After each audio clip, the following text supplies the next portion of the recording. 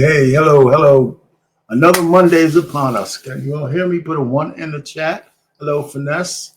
Visions, how you doing? If you since you're here first, put a one in the chat so I know you can hear me. All right. Hey, what's up, Curtis? How you doing?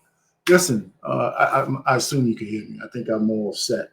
Anyway, yeah, great. I appreciate that. Listen, welcome aboard again. We should have a little bit of fun tonight because if you know Anton's content, I mean, some of it is quite funny, even when he's being serious, but you know when he's kind of just dragging out a conversation to prove a point. And he's got this panel of women. He has a regular show with Q, who does his I think Monday night show, whatever. But this one was kind of special because I don't really check in all the time. But anyway, welcome aboard again. Hit the like button. Just hit the like button. Send a cash app or super chat over here to the channel so you can support the channel. And you better welcome to the Black Man Unfiltered Network. It's another Monday and I'm here. Lucky for him, I'm a retired guy. So this is like a mutual thing because of course, we got to fill our time with a whole bunch of stuff. Some of the things that I like to do is during the stock market hours, I'm getting my family involved, so I have to help them out. So a lot of that stuff. So I'm having a good time with that to see them starting out. Some of them a little later, some of them a little earlier. But my goal is to make sure that when they get my age and heaven bless them if they do and older, that they could be set. They don't have to wait till their 60s to retire, So that's really the goal for them. Anyway, so welcome aboard. I have a couple things that I got something. You guys are going to laugh at me, and that's okay. I'm kind of self-effacing, I think that's the word. So I got an old clip that I found when I did a 20-minute one-on-one with Anton Daniels. I'm not going to give y'all all 20 minutes.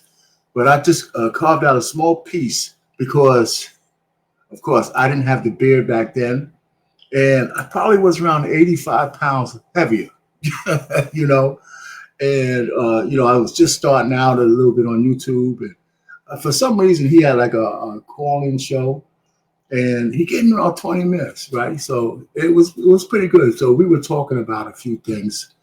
And one of the things we were talking about was legacy, children, marriage, and he was kind of saying, and you'll see the video. I'm only a small piece. So we got on a conversation of Adam and Eve, and Adam being the first simp, and legacies and all that kind of stuff.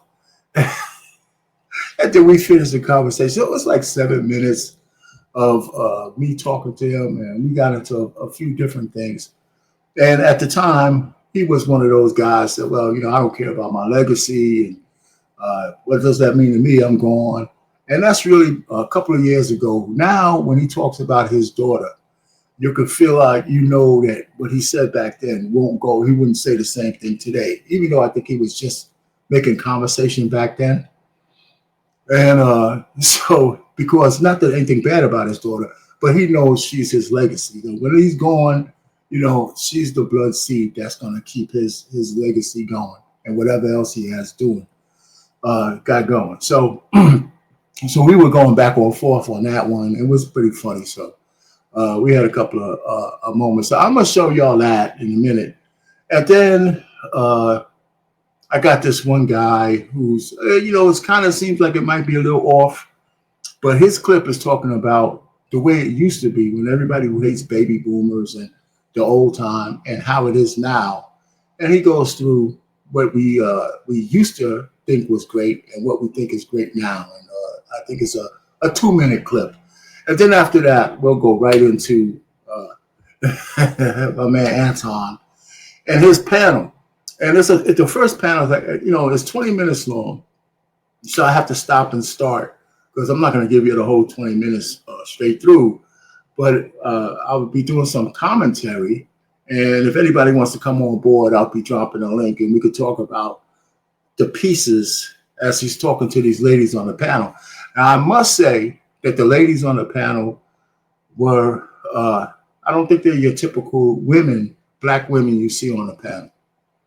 I think they were real measured, even if they were in opposition to what he said. They were really measured. Some of them had some poignant things to talk about. And I thought that was pretty good, you know. Like Anton goes on some of his rants, man. You just can't stop. You know, so that first 20 minutes is okay. And that panel was like 2 hours and something long.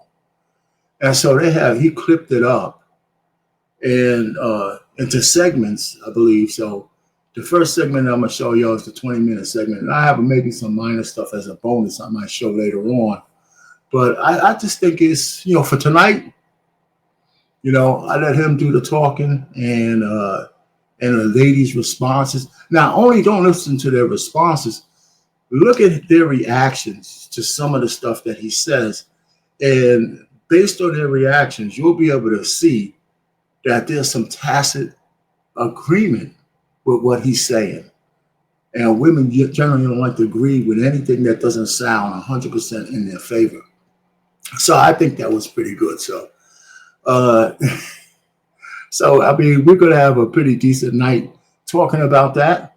And like I said, somewhere in between there, I'll just drop the link and then we'll just go from there. Anybody, I'll be looking at the chat, trying to get better at being able to at least acknowledge the chat here and those kind of things. So here you have it, you know. So welcome aboard again. It's another Monday and it's another topic that I think we're going to have fun with. So at the very first, while we're waiting for people to come, I think I'm going to show the first thing, and when people come in, they'll see me. And listen, don't you guys laugh at me. I don't want nobody to laugh. None. Just don't laugh, because I did all the laughing for you. But anyway, sometimes it's hard to look at yourself in the past, but this is just 2 years ago when I first started. But yeah, I would also try to take some credit for this, you know, I ain't as big as I used to be. So here you go. We're going to just go ahead and play that for the folks who are here. And anybody else, you can look at it on replay. Because we got a few things to go through. Is this it? Let me make sure. Nope, that's not it.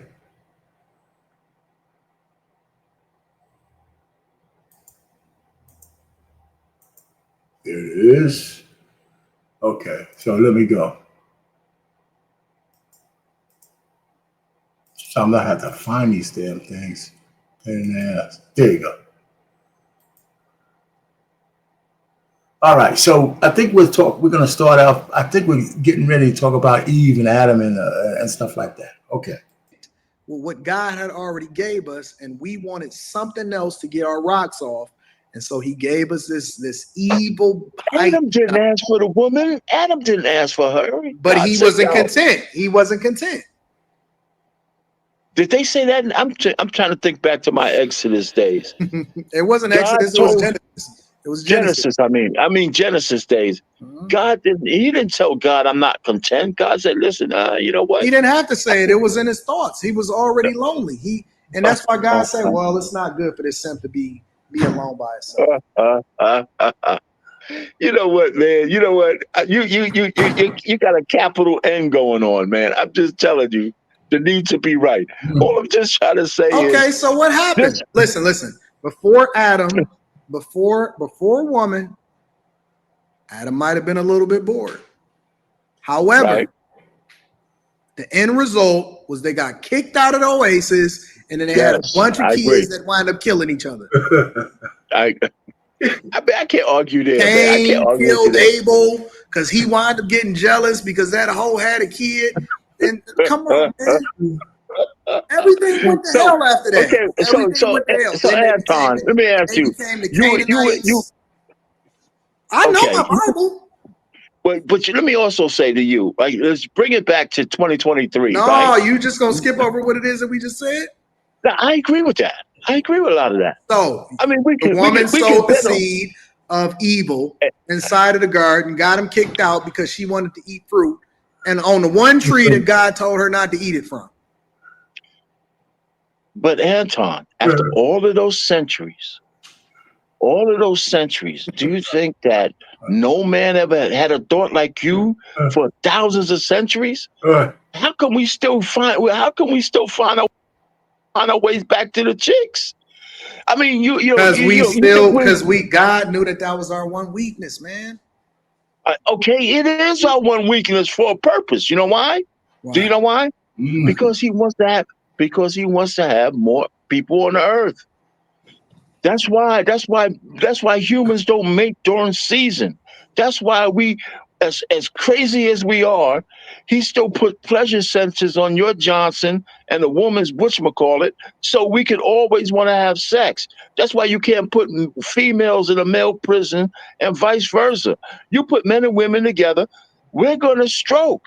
It's just gonna happen. There's no way around it. So that rich man you're talking about, that rich man is not gonna go through life without somehow busting down some chicks. Listen, He's not gonna do it. Guys bust down their hands. They gonna bust down. He's not okay. So I'm gonna spend all this time becoming a millionaire to use my hand. That's the last thing I want to use. But dudes do it all I could the time. do that as an incel. Dudes do it all the time. Yeah. But besides the point, you're gonna want the nice, fleshy, earthly, real thing every so often. You're moving the goalpost. The question is, why should a man that has established himself get married? He doesn't have to. He doesn't have to get married. He doesn't have to. Western culture today. I agree with you. He does not have to get married, but if he wants children, he has to do something to protect his assets. It's a bad deal. Because, having children is a bad deal. 2023, it is. Yeah. Being married, I concede the whole point. Even the prenup. Having children in 2023 and beyond is a bad deal for me. How you gonna tell some man that he shouldn't have kids when he's got all this money? If he knew what it was going to cost him and how many days it was going to take off of his life. And you don't think he would reconsider? Well, he might be considerate, but he might want to have one or two. I mean, he doesn't want nobody. If most men were able to see how they were going to suffer as a result of the decisions that they make to have a kid with the woman that they have a kid with, I would bet you that they would choose not to have that kid. I hear you, but that's why if you're rich, that's why surrogacy. You see, here's where we know where Anton is 2 years from this, right? He's got his daughter. And every time he speaks about it, it's glowing. So I don't believe he really believes. I know he talks about how much contemplation him and his wife had before they had the one kid. But when you see him talk about her now in 2025, he would probably say this is the best decision he ever made in his life. It's an economic way to do it. It's an economic. If you're a multimillionaire, hey, suppose you have to. We're not talking about multimillionaires. We're just talking about people in general. People in general is never going to live. Okay, now you're bringing it down to my level. A successful man don't have to necessarily be a multimillionaire. Okay, yeah, I agree with that, and he's going to want to have children and a legacy. The average guy. Wait a minute, okay. So Trey, you said you buy a whore, and you have a surrogate. That's what I said too. I mean, buy your kids like Michael Jackson did. Just buy a whore and then spot them off. And you know what? Hey, if you listen to Joy Taylor, that's what she's advocating for. The average successful man wants children and a legacy. He does. I mean, you can't deny that. And it's still a bad deal, regardless of what they want. It's a bad deal. Man. All right, brother. But listen, I hear what you're saying, and you have some points about, especially about marriage. But you still haven't tackled the hurdle of a man wanting to see his seed carry on through history. It's a bad idea. They need to let it go. You know, it's easy to say when you have a child. It's easy to say when you have your kid. It has everything to do with it, brother. My legacy is not defined by me having a kid. No, it's not. It's not. But your legacy is not completely under your control once you're gone. And some people are fine with that. Once I'm gone, Because, what the hell do I care? I don't even know what the hell is going on this earth yeah, no more. that's exactly right. But at least there's somebody here with a blood marker that you were here. Not your I money. don't care nothing Nobody's about gonna what give a they shit. doing. It doesn't matter whether you care about what you're doing. I You know, do and because here's my thing. I'm the Okay, let person me that tell gotta you have why a I'm so kid. passionate. Can I tell you why I'm passionate about this? And I don't want to, take Okay, up your go ahead. time. Let me see. Okay, I keep the family tree of my family. Okay. From my grandmother and grandfather, who were in the greatest generation from 1900s till now. And from them, there's like 200 and something of us in the seventh generation now. And I can see, based on following the genealogy, how our family is being impacted by the degeneration of the Black community. And it's So based on marriage. wait. So stop there, Arpain. So what you saying is that it's some pookies in your family. Oh, you got that. We got a little bit of everything in the goddamn thing. You can't. I mean, we live in this world. We live in this world, brother. We live in this world. But all the way up to the baby boomer, all the way up to the baby boomers, most of us were married, But I right? And mean, maybe gosh, like what's go ahead. I'm gonna let you finish. no, I'm finished anyway. So I can see that in Generation X, the millennials, and now Gen Z, how the mindsets have changed. However, all the unwed babies in our family, and it's going to change soon. I keep telling these people that in my family, nobody went unfed, nobody went uneducated, nobody went homeless, right? And nobody, so nobody went hungry, right? Or whatever. I said that already. So the point is that safety net is dying off. So if they think the millennials are going to take care of their, bastard kids, they got another thing coming. And Gen Z, forget about it. You could starve in the street. They're going to step over your body Allen Iverson did to Ty Lue. Tyrone Lue. Yeah. Let me just stop it there. I mean, we had that conversation. I thought, I had some fun with that. That was 2 years ago, man. I was first getting on YouTube, and Anton was doing a lot of those one-on-ones. And, okay. Oh, you see this? What you say? Well, I know who y'all talking about. I know y'all got some stuff going on in the chat. But the truth of the matter is, I just wanted to throw that up like an icebreaker a little bit before we get into the 20 minutes. I got one more video I wanted to show about a guy doing a comparison to, at least one person I've seen somewhere on these crazy ass YouTube streets doing a little shout out for how things were together under the worst conditions for Black people, how we had to cleave to each other to make things happen under a common oppression. And now that we have freedom, we've forgotten the face of our ancestors, the face of our fathers. I mean, it's all over the place now. And the fact that we're upside down in a lot of areas between matriarchy and all that other horse shit, gynocracy, we see the devastation that has happened in our neighborhoods. And that's a little piece of that will start to feed into this conversation that Anton has with this panel of women, which I think is pretty good. So, like I said, after I show this next thing, I'll just drop the link. Anybody who wants to, sit through because I'm gonna stop and start the 20-minute thing around every three or 4 minutes, and we can have some commentary on what you saw about the piece that you've seen before. But this one kind of seems like it's out of kilter, this next video, but it's really not.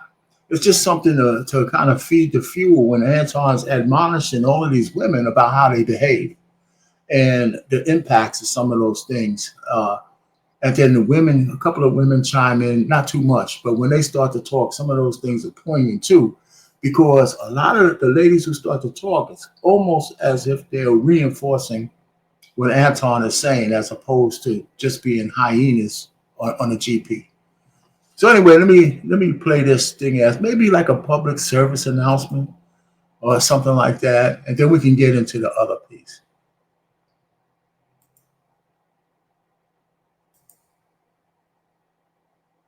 You believe that the biggest problem within the so-called Black community is racism.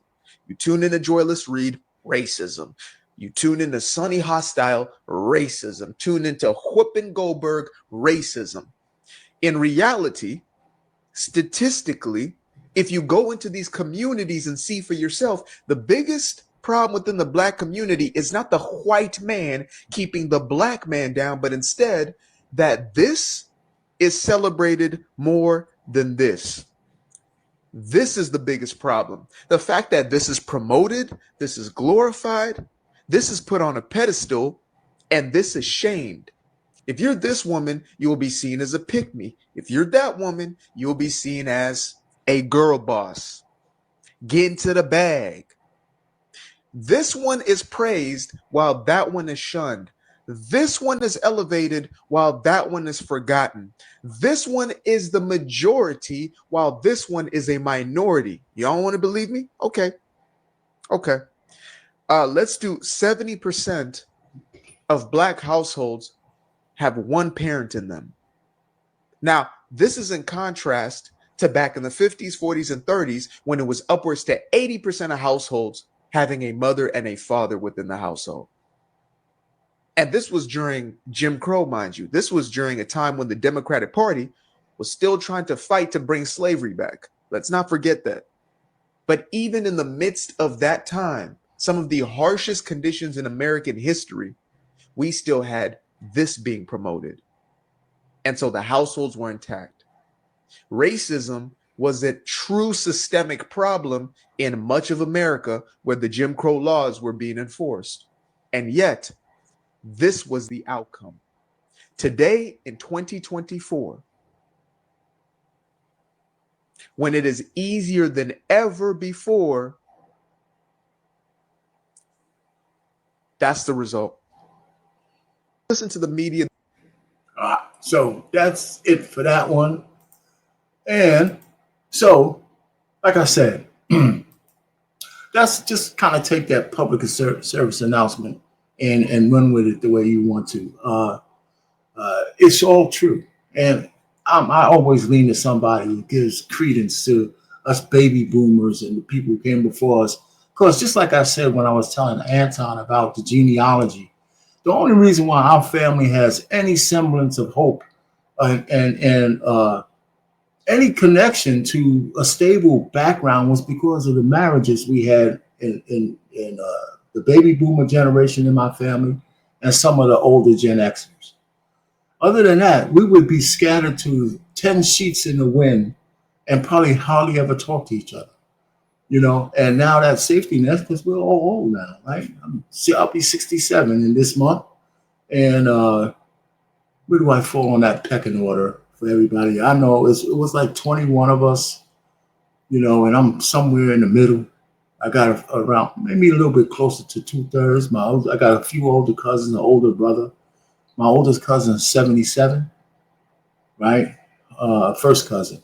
So, you know, we're old, man. We're getting up there, you know. So, I mean, I'm trying to get a little bit in shape so I can get some more life out of this because this retirement thing is unbelievable. I got to make this shit last, you know. You know, and you could tell I'm Republican because I need the United States to survive because I get my check from the government. So long live USA, brother, you know, and sisters out there. So you're damn right. I'm going to turn conservative. I want to make sure we ain't giving our money to nobody. So there's always enough coming back to me for the 38 years I put in to keeping the world safe for democracy. So what can I say? So I'm going to drop the link. And so anybody who wants to, you know, pop on, you could do that. Have fun. Because I'm going to get started with the Anton Daniels show. And I think you guys will like what he had to say, the first clip. And I'll be stopping and starting that. Hopefully it's strategic enough so it doesn't chop up too bad. And we'll just go from there. Make sure y'all hit the like button. Send a Cash App or a Super Chat over there to the network. And, you know, keep this thing going. You know, that's all I can say. So without further ado, why don't we just get started? Because I got to go through a whole bunch of this and listen to Anton and the honeys. Okay. All right. What's going on, man? What's happening, man? What's going on, 100 Watt? Big dog. What it do, baby? Yeah, big dog. Well, do we have some kind of? Oh, I heard something else. You got an echo on? Was that me? What was that? Oh, you have a sound thing. That was a sound. Yeah, that was sound. All right, man. So, have you been listening?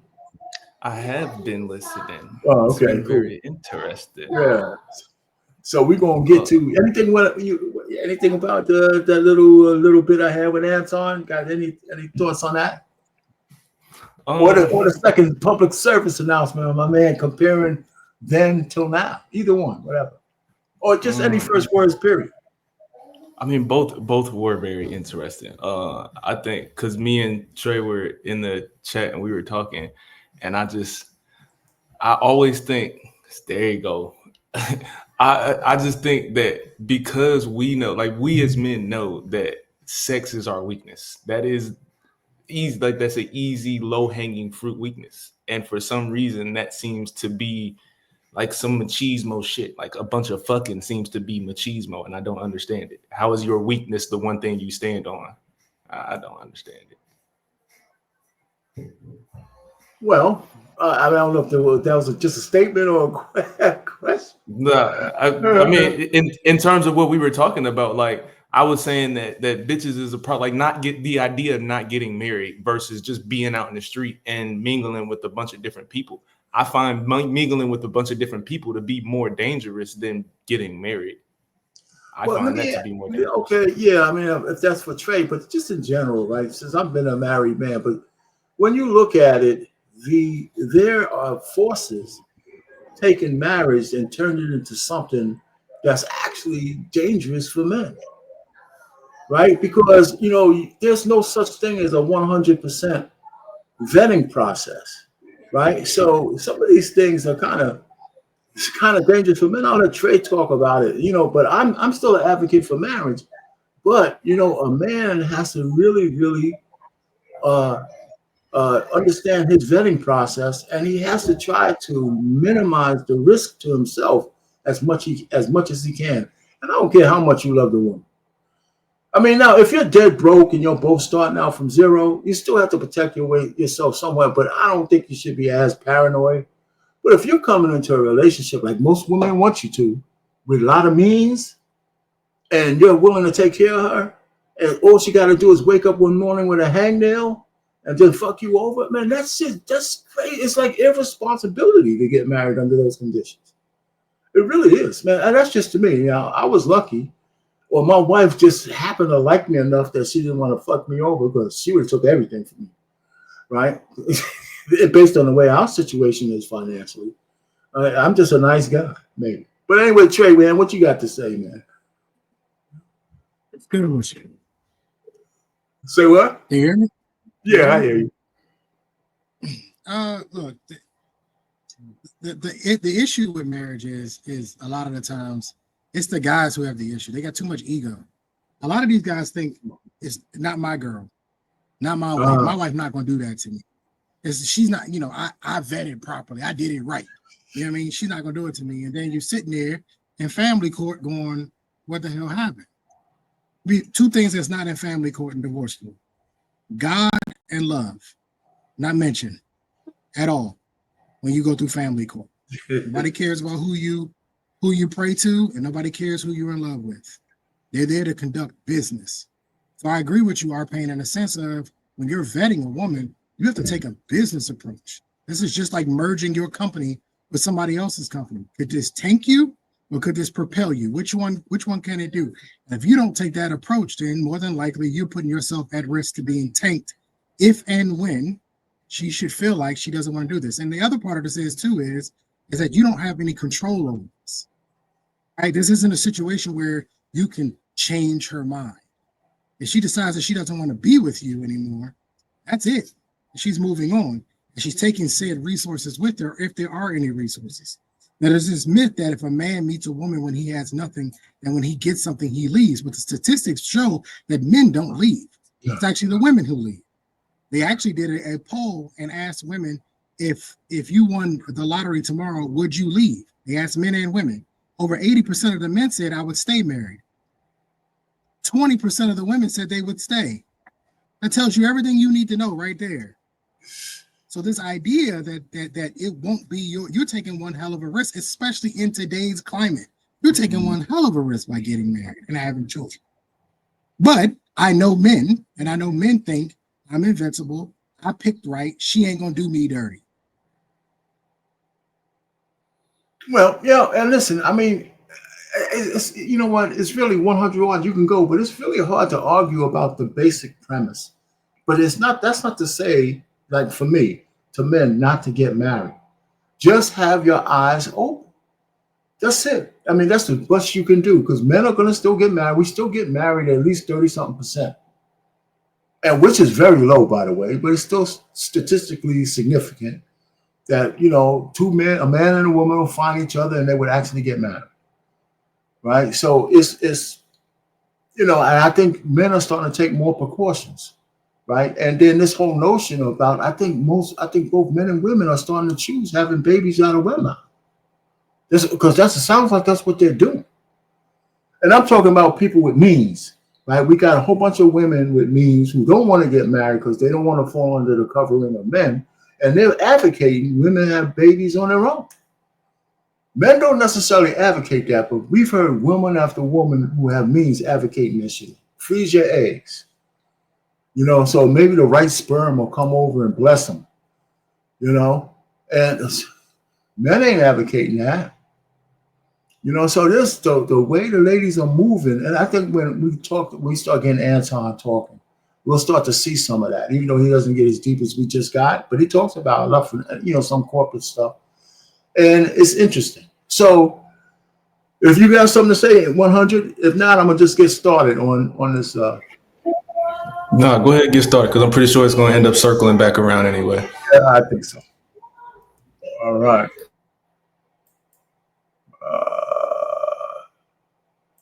All right. Nobody's gonna bother you. We don't want to hear about your how many baby daddies you got at home. And we don't want to hear about how many dogs you have. Your dog. And then on top, let me finish. No. See, now the real. No. Hold on. The real you is coming. No, I'm not hiding anything. To go around, let me finish. No. Hold on. The real you is coming out now. You don't want to hear about your dog. Fuck you. Now. No.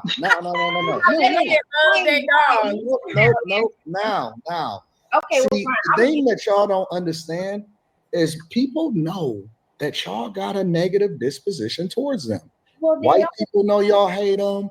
And then when they return the same energy back to you when they say, well, don't nobody want to hear about your ghetto kids at home that keep on writing on the wall all day, then you're going to get offended. You can talk about their dogs and say, fuck you. But then if they call you an angry black woman and it's, and this is where the black fatigue comes from, is because y'all always victims and you're never the aggressor. For some reason or another, y'all are always the ones that get offended. And then when you finally get called out on your, then it's, oh my God, I can't believe it. Diversity, equity, inclusion, and all of this other bull. You just exhibited exactly what men deal with on a regular basis. Now, white people are dealing with it. See, this is what men have been going through inside of their households. They've been knowing and they've been dealing with the angry black woman syndrome for centuries or decades. Now, white people, the very ones that y'all join forces with, especially white women, they saying, okay, Shaquanda, how many times are you going to be aggressive in the workplace? And how much chicken are you going to steal out of the refrigerator? And when they then call you all out on your board, now it's you.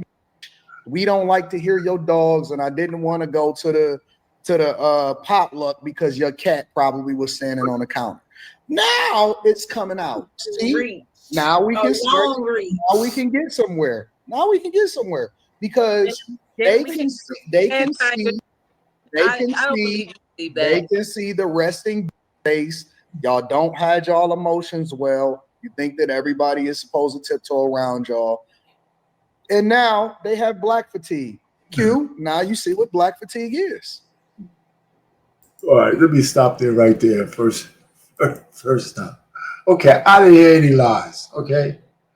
And if you look at the ladies, they you know, they really had no comeback for what he was saying because it's absolutely true. And he's specifically talking about black women. There he is in a panel full of black women. I give him credit because they didn't turn into cackling hens over what he was saying just on the surface of it. Matter of fact, some of them had to laugh with acknowledgement. So he's mixing some of that stuff in. I don't know if y'all have anything to say. I just stopped it there. We can go to the next little piece of this because it gets more profound as we go. While we're stopping, let me get Big Ant in here. Hey, Big Ant, $10 to the channel. Thanks. I'm not taking any advice about women from paid. Hey, I'm not giving advice, brother. Most females today are not raised with solid life foundation to be a wife, okay, or even a simple friend. Well, yeah, it's unfortunate. That's unfortunate. Hey, power to the statue. Power to the statue. And thanks for the $10 for the channel. Big Ed. All right, so let's go ahead and continue. You're muted, Dalen. I'm sorry. Your mic must have got unplugged. You're not muted on our end. You're muted on your end. We can't Dalen, your mic not working. Well, while girl, she's trying to figure that out, she's kind of as someone who has been in corporate America, who has had upper leadership positions as well, I know how to conduct myself in a setting, and I have been reprimanded for being very to myself and being quiet, right? I'm not the type of person who causes problems. I know how to appropriately express myself. And even then, I've even had to, what we quote unquote code switch to be even more palatable so that I do. You have to code switch if you're a nice person. I've never had to code switch in corporate America. I was just normal. I said code switch because to me, that's in more so in layman's terms, but I've even had to, what's the word I'm looking for? Oh, no, you said it the right way. You meant it the way you said it. Okay, then we'll just keep that. I've had to kind of change it up a little bit because I felt like even if I'm my quiet, authentic self, that's still an issue. I've had that be an issue. Oh, why don't you talk to everyone else? Or why don't you do that? It's being perceived this way. Mind you, I do my job, go home, I speak to people, I say hello, but because I'm not doing some of the extras, then that's what's required when you want to excel and get into upper leadership. You have to do exceptional things. It's not just about whether you do your job. If you just want the job, then you do your job and go home and nobody is going to bother you. If you want to excel and you want to go into upper leadership and you are now a representation in the face of the company, guess what? People have to like you. And so it's not their job to like you. It's your job to make yourself more accessible and your job to make yourself valued in the face of the people that you have to lead. That's called leadership. You're not wrong, but what I'm saying is that sometimes as Black women, that's a little bit harder to do. It's not. Let me go back. Can y'all hear me now? Yeah. It's not. No, hold on. It's not. Guess what? There are plenty of women that I know that are likable people. People don't hate them. They're not problematic. They're always seeking them out as project managers in order to do certain jobs. They get exceptional reviews. They level up in corporate America. They're a part of fraternities and sororities. Black woman, I need you to come to the front. I have a question. And they do great things all the time. And guess what? They're Black women. And they don't have problems. They don't have issues with their personality. They don't have to go in and make things difficult. They are very much exceptional. They are very high in whatever their respective careers are. They network effectively. People like them and men love them. Yo, hold on. This is so funny to me how women who have the ultimate trump card in life, you guys literally have privilege in corporate America. All you got to do is be pretty, smile, do your job, and be likable. For some reason, y'all fuck that up too. How? I'm trying to tell. Men love promoting women that look good, take care of themselves, smell exceptional, and get along with people. It's not difficult. You guys get front of the line. You get to take care of things. You get the first right of refusal, all of that. We have, and y'all got laws. Well, y'all previously had laws that encourage promotion and all of this stuff. How do you fuck that up? How do you make it so difficult? And I'm going to tell you why. Because y'all gossip, y'all ugly, y'all negative, Y'all always disrespectful to people. You expect for people to tiptoe around you, and Not happy. And people are tired, especially white people, Indian people, Asian people. They're tired of looking at you coming in, look like who the fuck did it and why. You show up late every day. You always running your mouth, and you never really actually add any value to the organization. And when you don't get a promotion, it's everybody else's fault except for yours. People are tired of listening to Black women complain about their plight in life. You complain about your husbands, you complain about your kids, you complain about your job, you complain about the fucking color of the street. You planted a lot of words, right? No. Y'all just come. I don't. Okay, I was stopping. All right, listen. I mean, he's just going off. Anybody have anything to say to anything he's just said? You know what? I mean, I know we're men up here, but let's just speak freely. There's no lies told. Come on, Trey. What's up, Trey? I can't speak to corporate America. I've never worked in corporate America. Well, I'll take that back. For a very small amount of time before I joined the military, and then I worked for the state government. So I can't speak on how it really works in corporate America. I will say that any high-ranking Black women that I saw or that I worked for, my lieutenants, my captains, right? I had a commander at one point in time. She was Black. There is a difference in their personality and the way they carry themselves. They typically smile a lot. They're a lot more friendly. Doesn't mean that they don't know how to do their job or they're incompetent. They just seem to be easy to get along with. And I had a great relationship with my commander. As a matter of fact, when I decided to leave the department, she actually literally called me in and sat me down in her office and wanted to know, why are you resigning? Like, talk to me. Is there any way I can talk you into staying?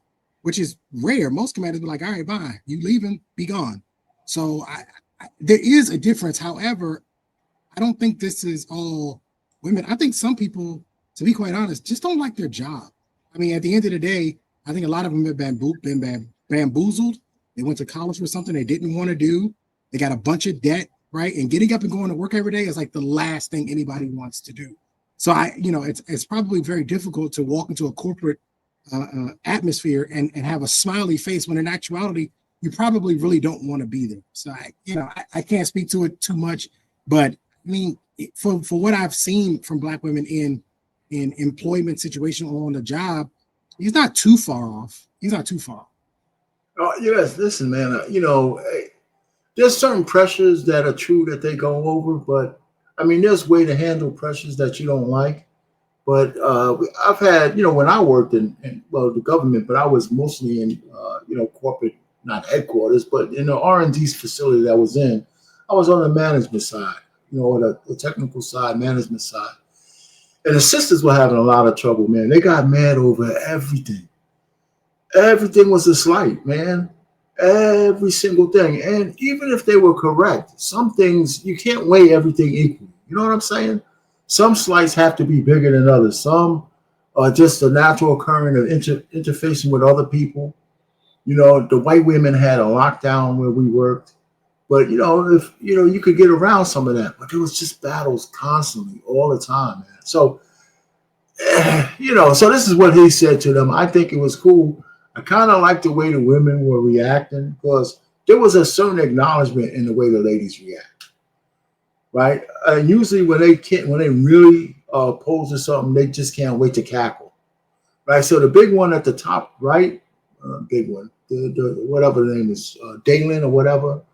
She has a lot to say, and then the one with the afro has a lot to say later on. But let's keep going because it's a few. We got more to go. I don't know if y'all are ever happy. Well, let you know. They don't even like each other. They don't even like each other. I've never seen a group of Black women go on a trip together and come back, and all of them are still the same towards each other when they get back. Don't get trapped into that statement, y'all. Y'all don't like each other. Okay. Did you know that Black lesbians specifically, have the highest, No. We're not just talking about lesbians. Black lesbians are the worst of the worst. You know why? They hate each other. They get broken up and divorced more than anybody. Yes, Anton. That's crazy. How do y'all have worse divorce rates than regular lesbians? Because lesbians ain't supposed to be bumpy coochies anyway. Why are the other lesbians doing better than the black lesbians? No, they not. They into some weird. They're into some weird shit. No, they don't. They just. I don't want to talk about why. They worse than the men. Them lesbians be together. Why they're worse than the men, but they bump coochies quietly, and then they keep it moving. Y'all be fighting with each other. When I see white lesbians, they just all look like Rosie O'Donnell. Because they are smart enough to be. When I see black lesbians, one of them want to look like Future, the other one want to look like Manny. I don't know. Ellen was beating out her wife. Ellen. And so now, you know what I'm saying? I seen two lesbians arguing outside of a new spot that opened up in the city the other day. I said, what is wrong with them? Why are they so aggressive towards each other? What is wrong? Have y'all ever prayed? Have y'all ever talked to God and said to yourself, no, think about it for a second. Have y'all ever talked to God and said to myself, why did I come out of the womb angry? What is it about me that makes me difficult? What is it about me that makes me crazy? Why do I put on so much perfume and accept and require everybody to suffer through it at the corporate world? You were raised by a black woman. You are married to a black woman. Why is it your that perception of black women so negative? It's not negative. I got it's just facts. Facts are negative. No. Then that means if the facts are negative, it's your turn. No. Don't get trapped. When I address the men and I call them dusty and I say, hey man, get your money up, get your life together or whatever, they just take their L and they make the adjustment and they level up and they win in life. Whenever. Okay, so just let's stop it again. I mean, listen, I'll tell you what, he's got to go. So this next piece, though, he says a couple of things that kind of take it even over the top. But I'm telling you, usually we get into these streams when a guy and the girls, you get in these shouting matches going back and forth. And maybe it's because of his position, status as a YouTuber and all the stuff that these ladies are listening on his panel that he lets Q run. But I haven't seen, maybe I have, but I can't remember the last time I saw a whole panel of women sitting there and just taking it the way they should. Just shut the fuck up. They're not taking it. Well, they're not usual. Better than usual. Yeah, based on the bar that has been set, on a topic like this with a panel like this, this is going over quite smoothly. Yeah, go ahead. You don't think it's going over that? I mean, a couple of cackling heads, but it's not the typical. Let's get back and that hasn't happened. Talking about ratchetness and like nonsense. You're not talking about like people actually having a conversation. They're actually having a conversation and they're still interrupting them. This woman talking about your mama black, your wife is black. They're doing the same stuff. But he ignored that. He ignored that because it's always a stupid comment. It's my sister's black, my daughters are black, my mama black. So what they got anything to do with? It got anything to do with the rights and rights in China. See, my whole thing is like comments like that used to derail all kinds of panels. It didn't derail this shit. So, but you're right. It's shit. There is going to be a couple of cackling heads, and she's one of them. But I just think, okay, so let's go to the next piece. Let's go to the next piece. Whenever I address black women and I say, hey, listen, you're a little bit dusty and you've been sucking a little bit too much dick over the last 2 years. Then they say, oh my God, you hate black women. How do I hate you when I'm listen, if I hated you, I wouldn't tell you that you sucking too much dick. I would just join the line. But I don't join the line. What I do is I say, hey, black woman, stop, get up off your knees. They a little too ashy, and stop letting people use you as a rag. I'm holding you accountable because I want you to do better, not because I want to see you on your knees. I want to see you on your feet. I'm gonna tell you, if you have to hold a black woman accountable, you're always gonna fail. That's something that has to pick up on. And I don't know how we go from workplace etiquette to bulldagging punching. I don't know why we talk. I'm addressing it across all. Listen. We were talking about how black women have to deal with, what do they call it, white fragility. So to Jess's and Miss Deja's point, the white woman I was talking about went and told everybody that she was trying to fight her. She called her a B word. And it's like you had to add that stuff on because you knew if you went and told HR, well, I said, did she want a fucking or a freaking gold star? And she turned around and said, she didn't want shit from me. HR is gonna hold her accountable and your ass accountable. Have y'all think about it like this? This is the question that you no. Think about it like this, Dalen. Let me help you. Okay. When you think about how you speak and how you act, right? Yeah. Mm-hmm. Could you live with another you? Me? Absolutely. No. Think about it before you answer. Okay. Yes. Stop the cap. How I carry Could you myself. live, work, and play with another, with you, a duplicate of you, and say, I had to work with this person every single day for the rest of my life? Absolutely, because I'm easy to work with. I'm about. Oh, Well, why don't you let people tell you what it is before because I'm not gonna let y'all lie to me. I don't need to lie about my professional work history. That's one of the main. This is why black women thrive, because they know how to. What happens when you call you a stupid bitch with a dog? But that's the thing. I would never call you. First of all, we're not talking about our dogs. We're not talking about our men. No, you just said it to me. Because see, the thing about you, think about it. The thing about you is that you know what you thinking about you. Because you the one that be thinking it. So just because you don't say it, don't mean that you're not thinking it. So when you realize that the other you is looking at you like a fucking bitch and saying, yo dumbass. How are you gonna react? Girl. How are you gonna react to you?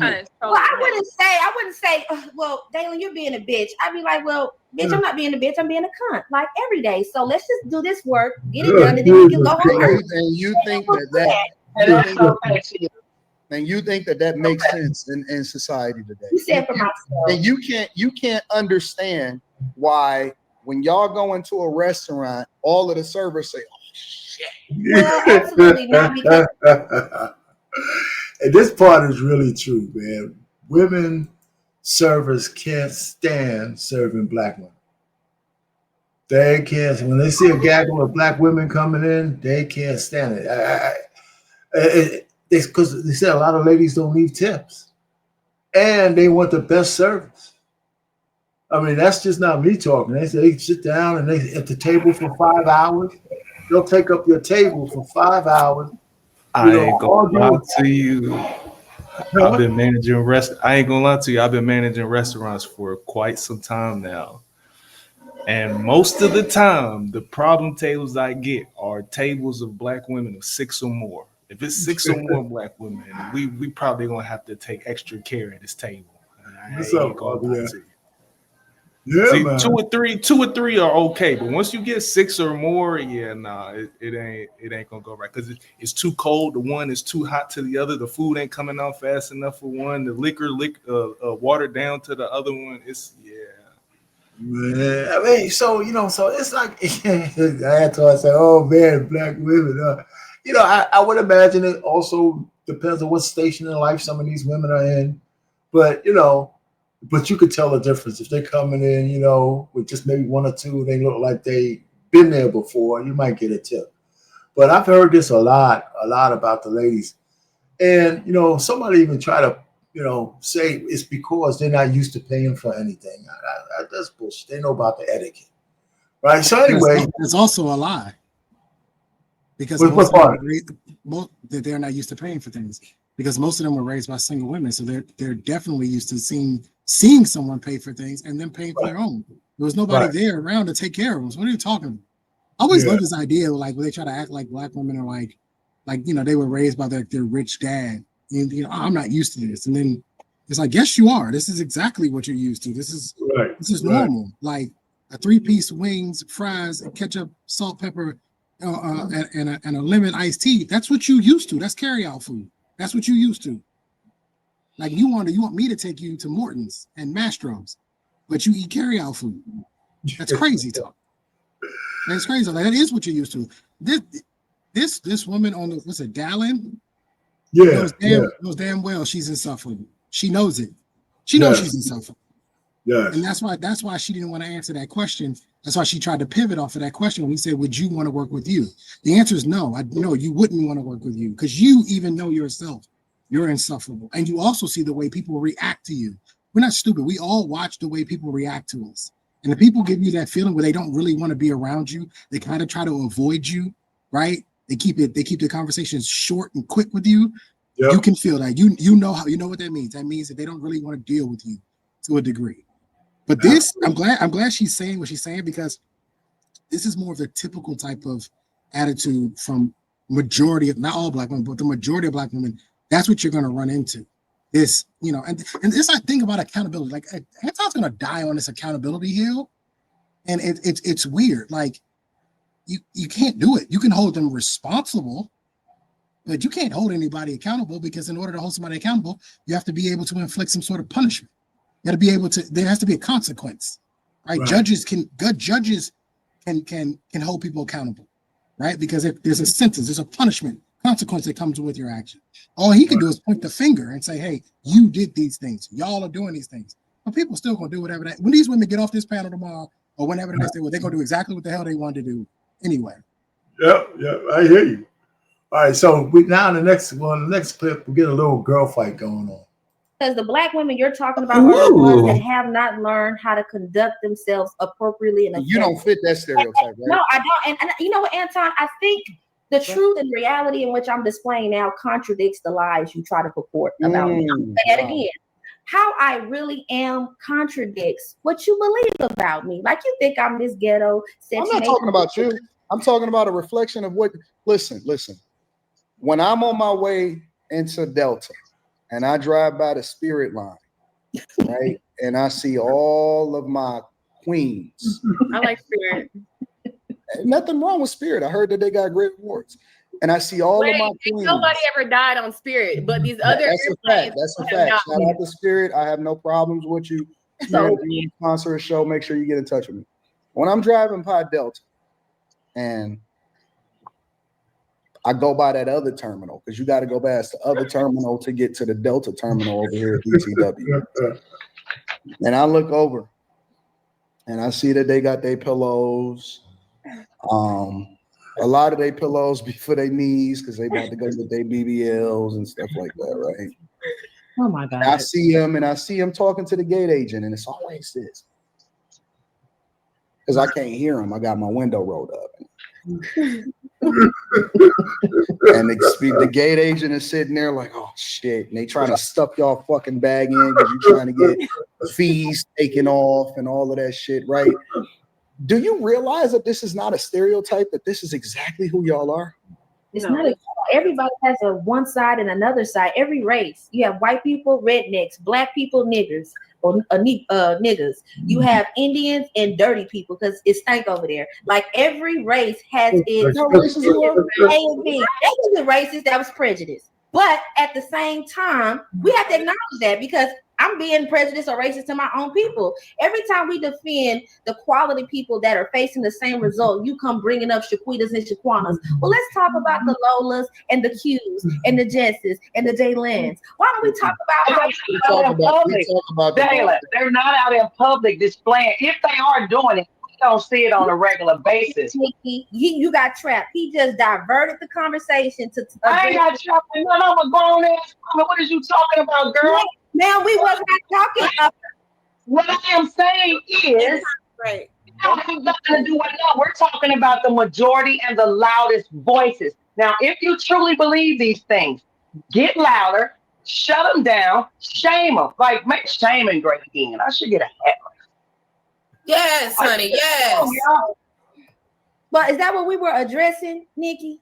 Because I don't like addressing a statement you made, because you just been running your mouth. So I really wanted to address what you just said, because it don't make sense. Like, it just really don't make sense. I want you all to think logically. Okay, That's explain it. all I want. I love y'all. That's why I do what I do. That's literally why I just do the work I do in the community. That's why I do what I do. That's why I say what I say. Like, I love y'all, but y'all have got to stop. Like, y'all are literally, I'm finna hit my Jasmine Crockett. Y'all are literally damn mess.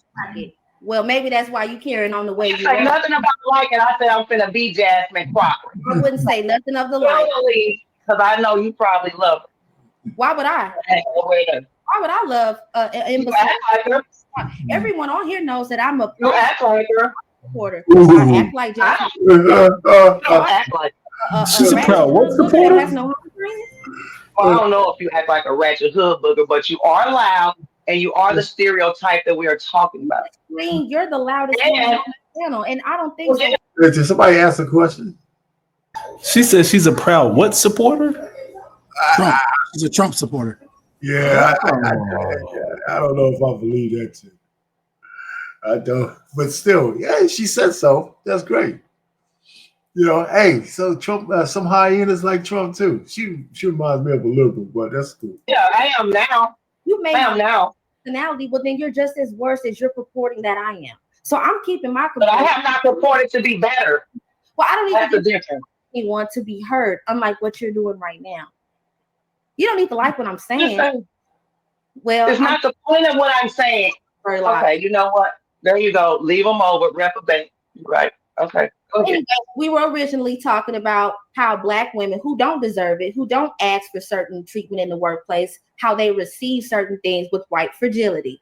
And all I was pointing out is that white women can manipulate situations to have people on their side. Now, of course, this is not this big major thing that's happening left and right. I think why we bring it up is because there should be no room and no place for anybody to weaponize their ethnicity or their race to see an outcome or to get someone reprimanded or to apply corrective action. All right, so let me stop that for a second before we go on.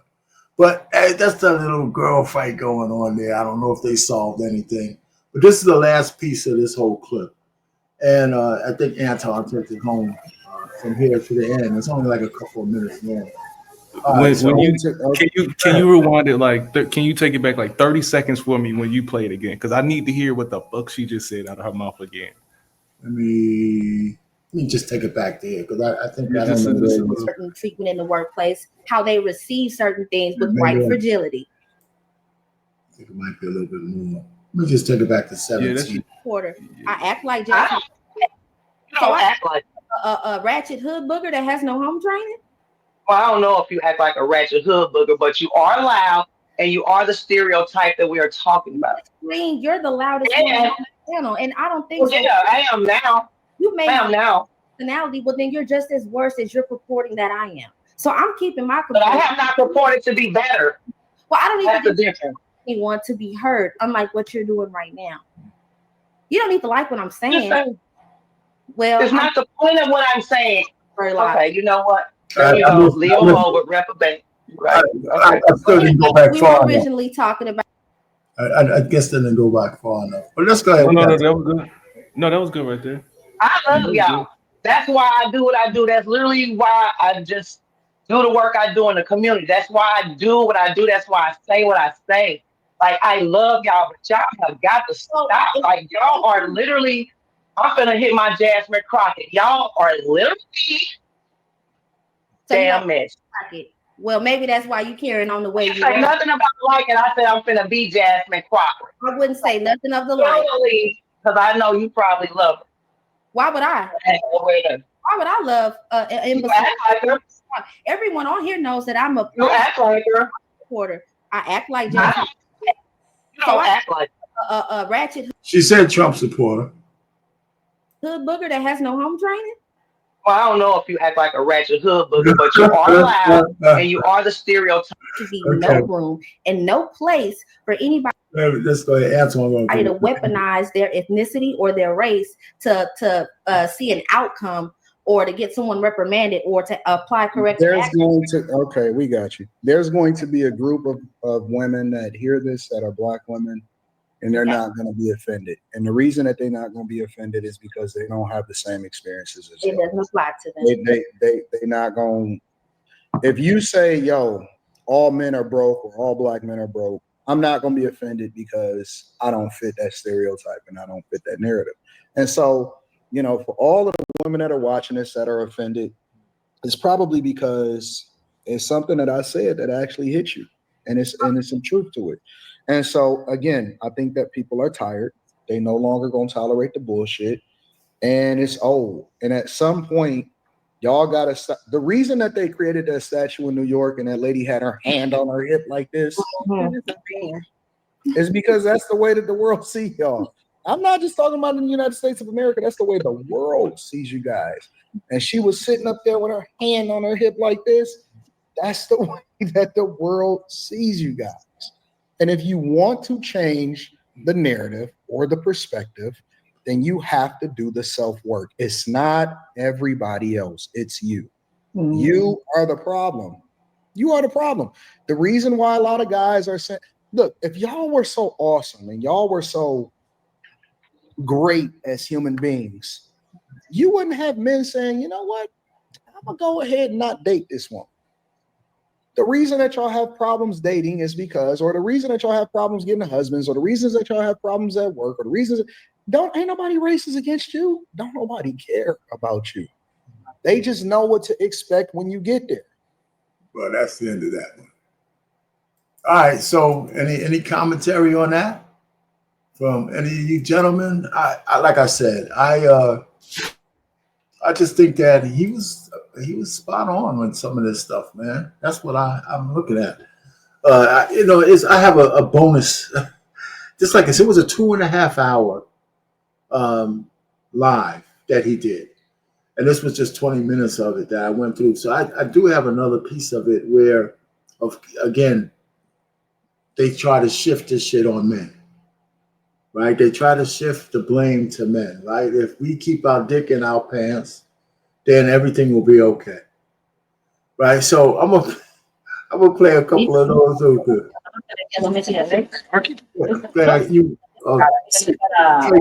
Trey, we can't hear you. Yeah, you might have to. It's coming. You sound like you got something else playing. Yeah, it sounds like you got something else playing in the background or something. Mm-hmm. It's louder than you are. Yeah, we come back in. But watching this, it's like it's one of them things where it's like I don't necessarily disagree with what you're saying. It's just I know me and Anton got a different delivery style. Like I don't necessarily disagree with what he's saying. It's just like that sounds a little harsh. But are you frozen or that's not a screensaver you got on right now? It's like I don't see you moving. I just hear you. I should be moving. I should be. No, I ain't got nothing on. Trey, I tried to bring you up. Trey, hold on for a second, Trey. I got you. Right, no problem. I heard you. I don't know. Have you ever talked to Anton 100? Wow. No.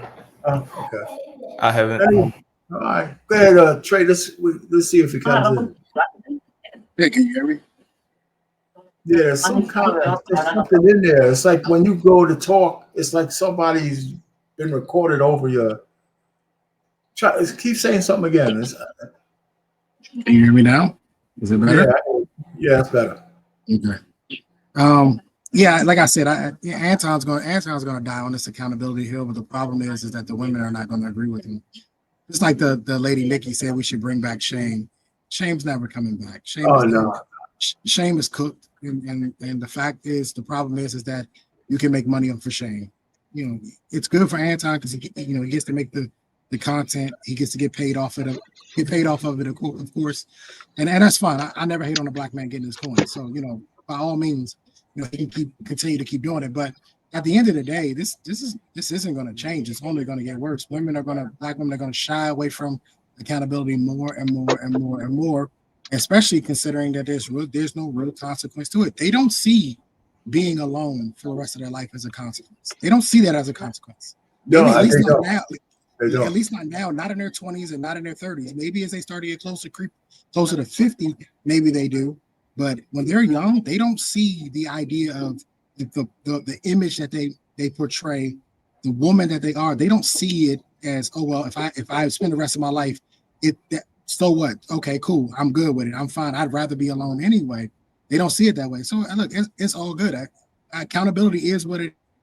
And this idea that you're going to get a bunch of men on YouTube that are going to be able to hold women accountable, and that somehow is going to change their mind, it's not going to change it. They're never going to change. As I said before on shows before, we're never going back to Sharia law. We're not going back to the 1920s. Women are never going to wear skirts below their knees. We're not going backwards. They're never going to go back to a time in which it was before. They're only going to keep going forward. And unfortunately, in most cases, that's going to be for the worse for them as a whole. Go ahead. Everything that you said in my brain translates to keep your dick in your pants. Like it doesn't. Everything that you just said. All right, these women are crazy and they're gonna get crazier. Why would you keep fucking random crazies? Like, why does that make sense? You're telling me that they don't appreciate the shit that they already don't appreciate what you're doing for them, and they're going to expect more. Why? How does that make any sense? Because I don't need to be in a relationship to fuck them. I could care less. Here's the thing. A lot of you guys got this righteous attitude that you think you're going to save the world out here and you're going to be able to help the Black community. You're not. It's been declining for the last 50 years and it's only going to get worse. By 2032, you know, where Black women are ahead of schedule for right. being single and childless. They're actually ahead of schedule. They were predicting it to be 2035 into 2040. Now they looked at the statistics again and said 2032. They're actually ahead of schedule. That's how bad it is. That's how bad it is. So all you optimistic, righteous dudes that think you're gonna go out here and save them, go save them. Good luck to you. But before y'all go more further, Trey, while you're talking, do you think this is age the way 100 Watt is saying? Do you think that's age related because you're a millennial, right? 100 Watt. I don't know, a younger millennial. You're probably still an older millennial, Trey. But is it a generational thing, the thought that telling men to put their Johnsons away, something that we haven't been able to do since the dawn of time, right? It's the way women don't want accountability, but we'll accept that. But we're going to start to tell men that all you got to do is be contrary to your nature and you'll fix things. Right? It goes against basic biology. And that's the idea. The idea is to tell men to not do what you literally naturally biologically do, which is to have sex with women. That's what you do. And I naturally biologically have the urge to punch a motherfucker in their mouth. Hang on. And you can. And that comes with consequences. Absolutely. And it comes with consequences. Absolutely. So that means that I have to develop a discipline in myself to not go off and hit people. If I do hit somebody, no, you don't. Okay. Because here's the difference. Here's the difference in you punching somebody versus you having sex with somebody. Right. You having consensual sex with a woman may not end up with you going to jail. You're not punching somebody. It isn't your discipline that's keeping you from punching somebody. It's prison. Prison is what's keeping you from punching somebody. Or getting your ass beat. Or the fact that he might punch you back. Okay. It's not a good analogy, 100. How is that not a good analogy? How is it not it is to me it is a good analogy because they both come with life altering consequences. There are life altering consequences to both of them. Just because so every woman you've had sex with, they came with a life altering consequence. Every single one. It has the potential. Every time has the potential of a life altering consequence. The same way every fight that I've been in has come with a life altering consequence. Yeah. Does it have a potential or does it come with? Because you're saying it's coming with. And then when I say about sex, you say automatically comes with it. It automatically comes with it. No, it comes with potential, not automatic. It's potential. Hey, what's happening, man? Say hello, man. Well, hold on. Listen, before you go, because I don't want to get trapped around the act. Listen, the consequence is what we're trying to take that connects the two. But there's layers of what the consequences are. One is deadly. The other one is not necessarily deadly. But anyway, how long have you been on, and what have you heard? Or you want to get on this? I've been listening to you guys and the Antoine stuff. I think I watched that thing already. I think I was on the. I Yeah. was actually So here's watching this it because. conversation Trey and 100 is talking about. What do you think about it? Yeah, I'm up to 100 is potential. Not everything that you do in life doesn't have altering consequences. It has potential to alter your life, but that doesn't mean it's going to happen. It has potential to happen. But when it happens, yes, it's big. But then to what Trey was saying and what Antoine was saying is this. I understand what Trey is saying because if you look, there is a religious book that said there will come a time when 7 to 8 women are going to be asking a man, "Can I be your wife? Can I take your last name?" Just to take your last name. Yeah, But that doesn't mean. But that yeah. doesn't mean. But that doesn't mean that the number or ratio to man to women are 7 to 1. No, they're not. They still 1 to 1 in most cases. I don't like to use points something, but they still 1 to 1 because there are 4 billion women on earth. There are 4 billion men on earth. But in terms of men that are willing to tolerate what she's been through or where she's been or be able to overlook that, but marry her with other women is Yeah, okay. 7 to 1. You're quoting the Bible, Isaiah 1. Yep, yep. That's So what? still wait, hold on. But that still doesn't answer the accountability question. That Those is women. I'm answering your accountability question, but in a different angle. No, That no, is the I'm saying. consequence. That's the accountability. Okay, if you want women to take accountable, right? That is the reason why they're not taking accountable because they don't want to marry men that will hold them accountable. So 7 of them would rather to go to a man that will not hold them accountable. You see what I'm saying? It comes. No. Listen to what you're saying. That man who would accept 7 women, you bet he's going to be holding them accountable. He's not going to just accept 7 Okay. women like that and don't have any accountability in his household. I don't know which planet you are, Mr. No. Mr. Penn. You're making an Mr. Penn. assumption. No, you No, are quoting a Bible saying but that a man I doesn't quoted raise. a Bible, but I'm using it as a realistic argument. Well, you can't have it both ways. You're either going to be in the secular world or you're not. If in Isaiah 1, where women will be seeking out one man so they could cleave to him and have his name, you think that man's just going to give his name to these women without them being accountable? And guess what? What? Guess what? Okay. It's happening today. There are men out there. Okay. There are men out there that are giving the worst of the worst their last name.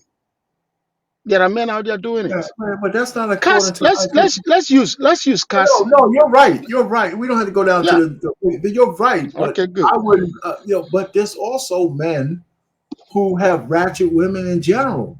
So I'm just saying, when we quote the Bible and stuff like that, we're either going to be in a non-secular world. No, your opinion of the Bible. I'm not a Christian, right? But my opinion of the Bible. But my opinion of the Bible, as somebody that has been in the Christian world before, my opinion of the Bible and my analysis of the Bible tells you that guess what? I don't have to analyze it the way you do. That's why we have 10,000, 1 million preachers, and they all quoting the same scripture. You're right. You don't have to analyze it the way we do, but you don't have to use the quote either. That's what I'm using the quote because it's a book. It's a book that is open to everybody on earth to read. There is nothing special about it that I can't read it. Credence to the book that you don't respect, right? I don't know.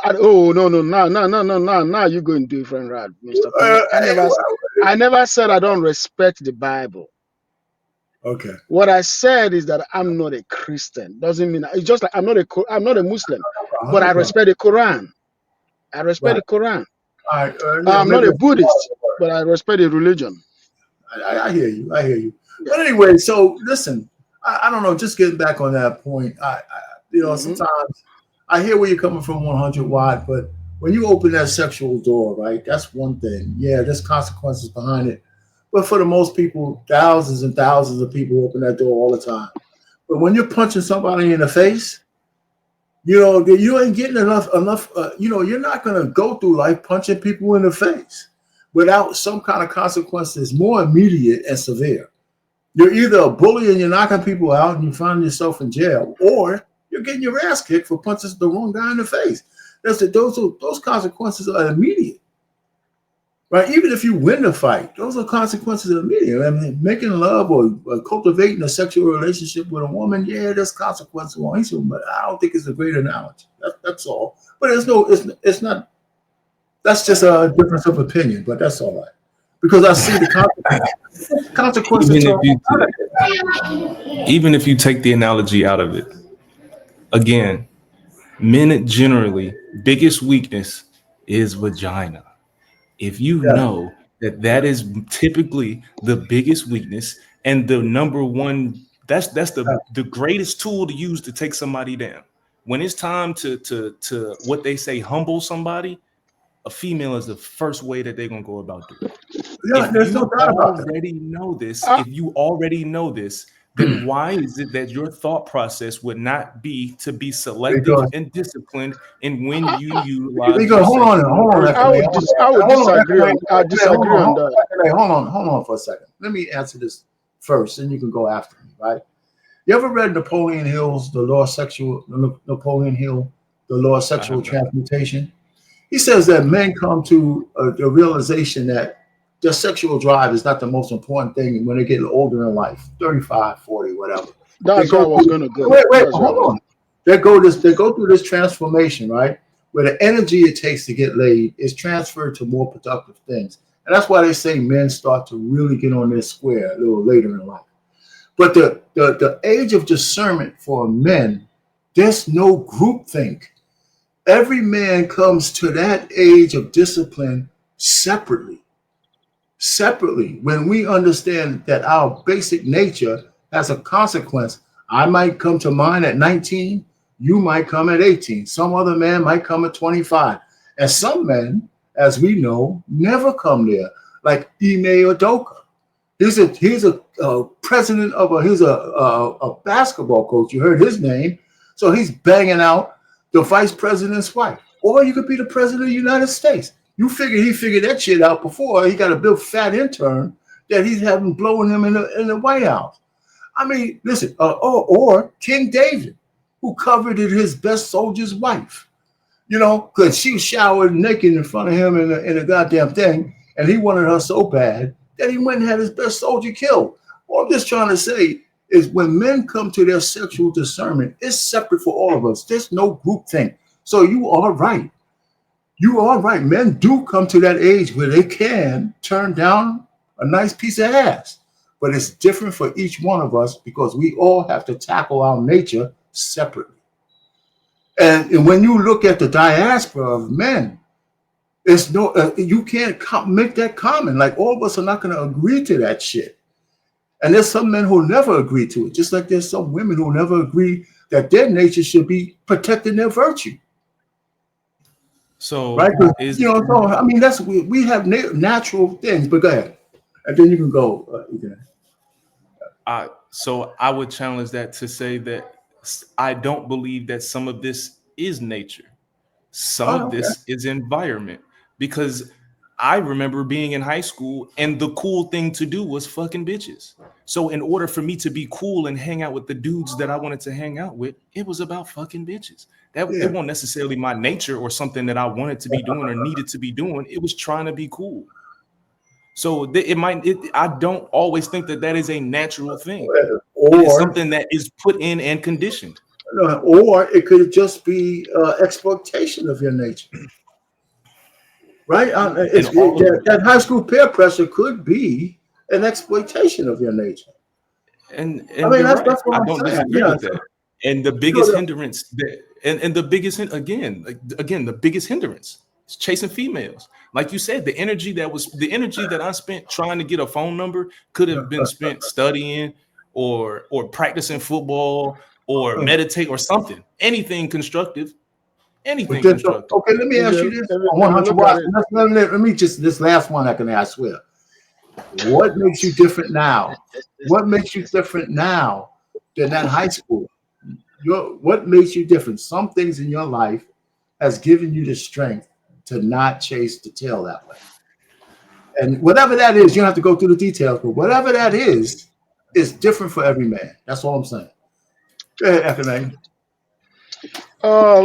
You see, you took the words out of my mouth by what you said about when a man approaches a certain age in life, they don't really care about the box anymore. It's true. Um, just like 100, when I was young, when I was in high school, I s- You man, go I next. was You go chasing. next, Trey. I was everywhere, man. I was everywhere. Even all the way to college, it actually affected some of my grades because I was chasing women. But put it this way, there is a reason why God and nature made it that when a man reaches certain age, his priority changes as you age. You see what I'm saying?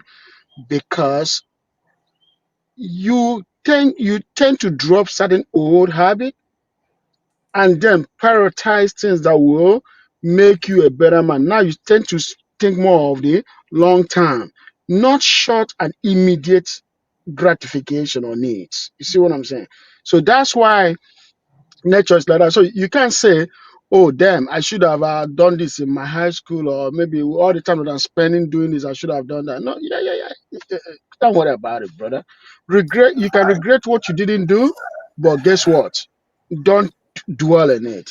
That's an experience you needed as a man.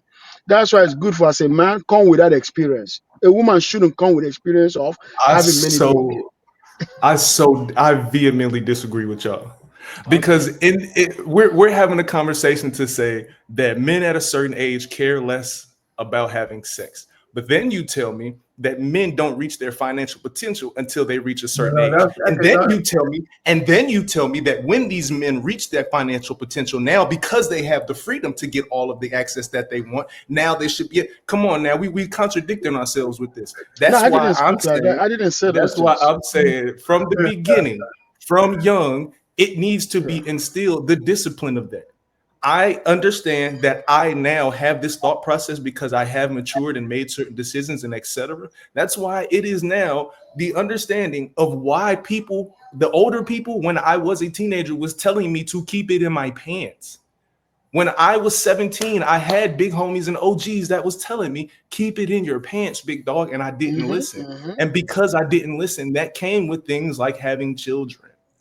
Okay, Now, so there are some men out there there are hold on. some men that master the pullout game. Some of y'all master the pullout game, and that's cool. And I understand that.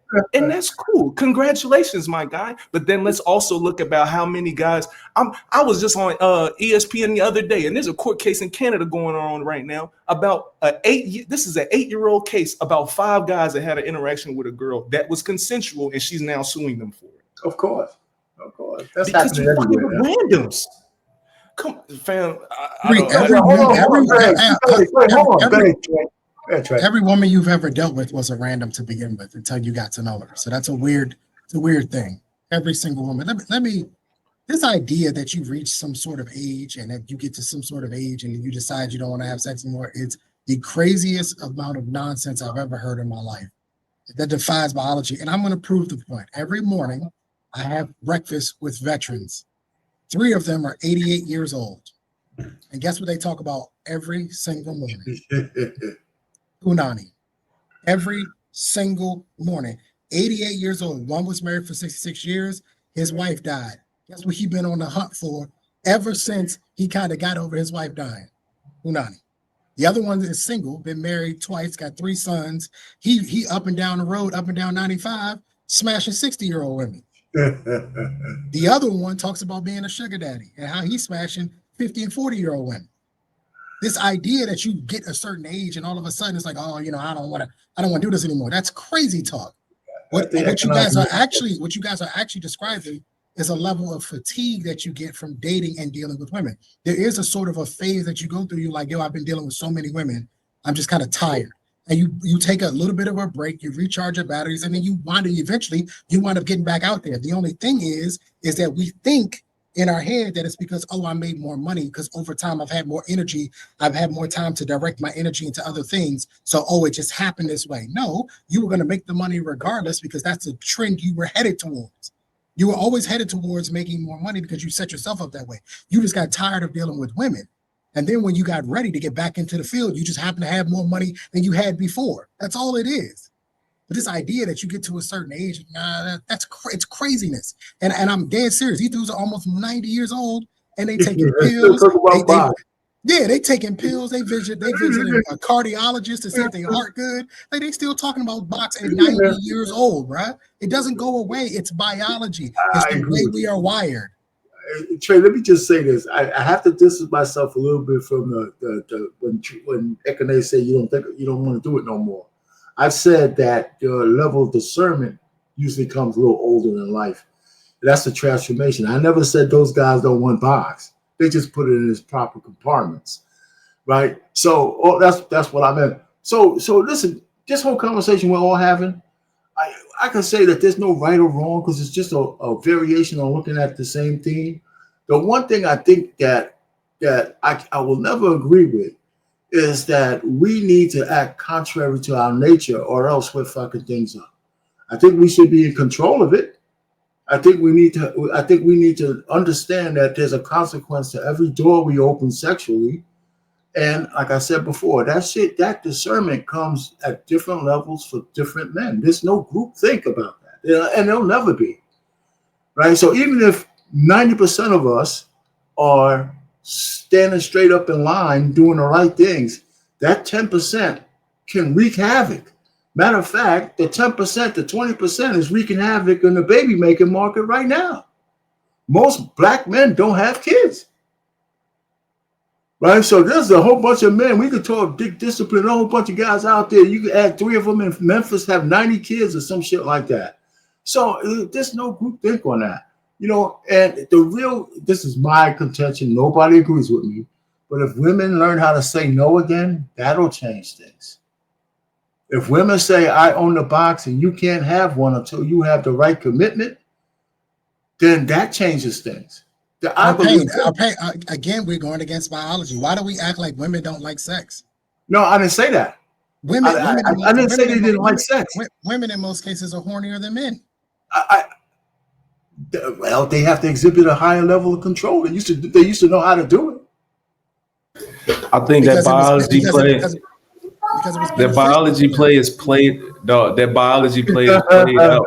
If we weren't living, if we were not living in a, it has to.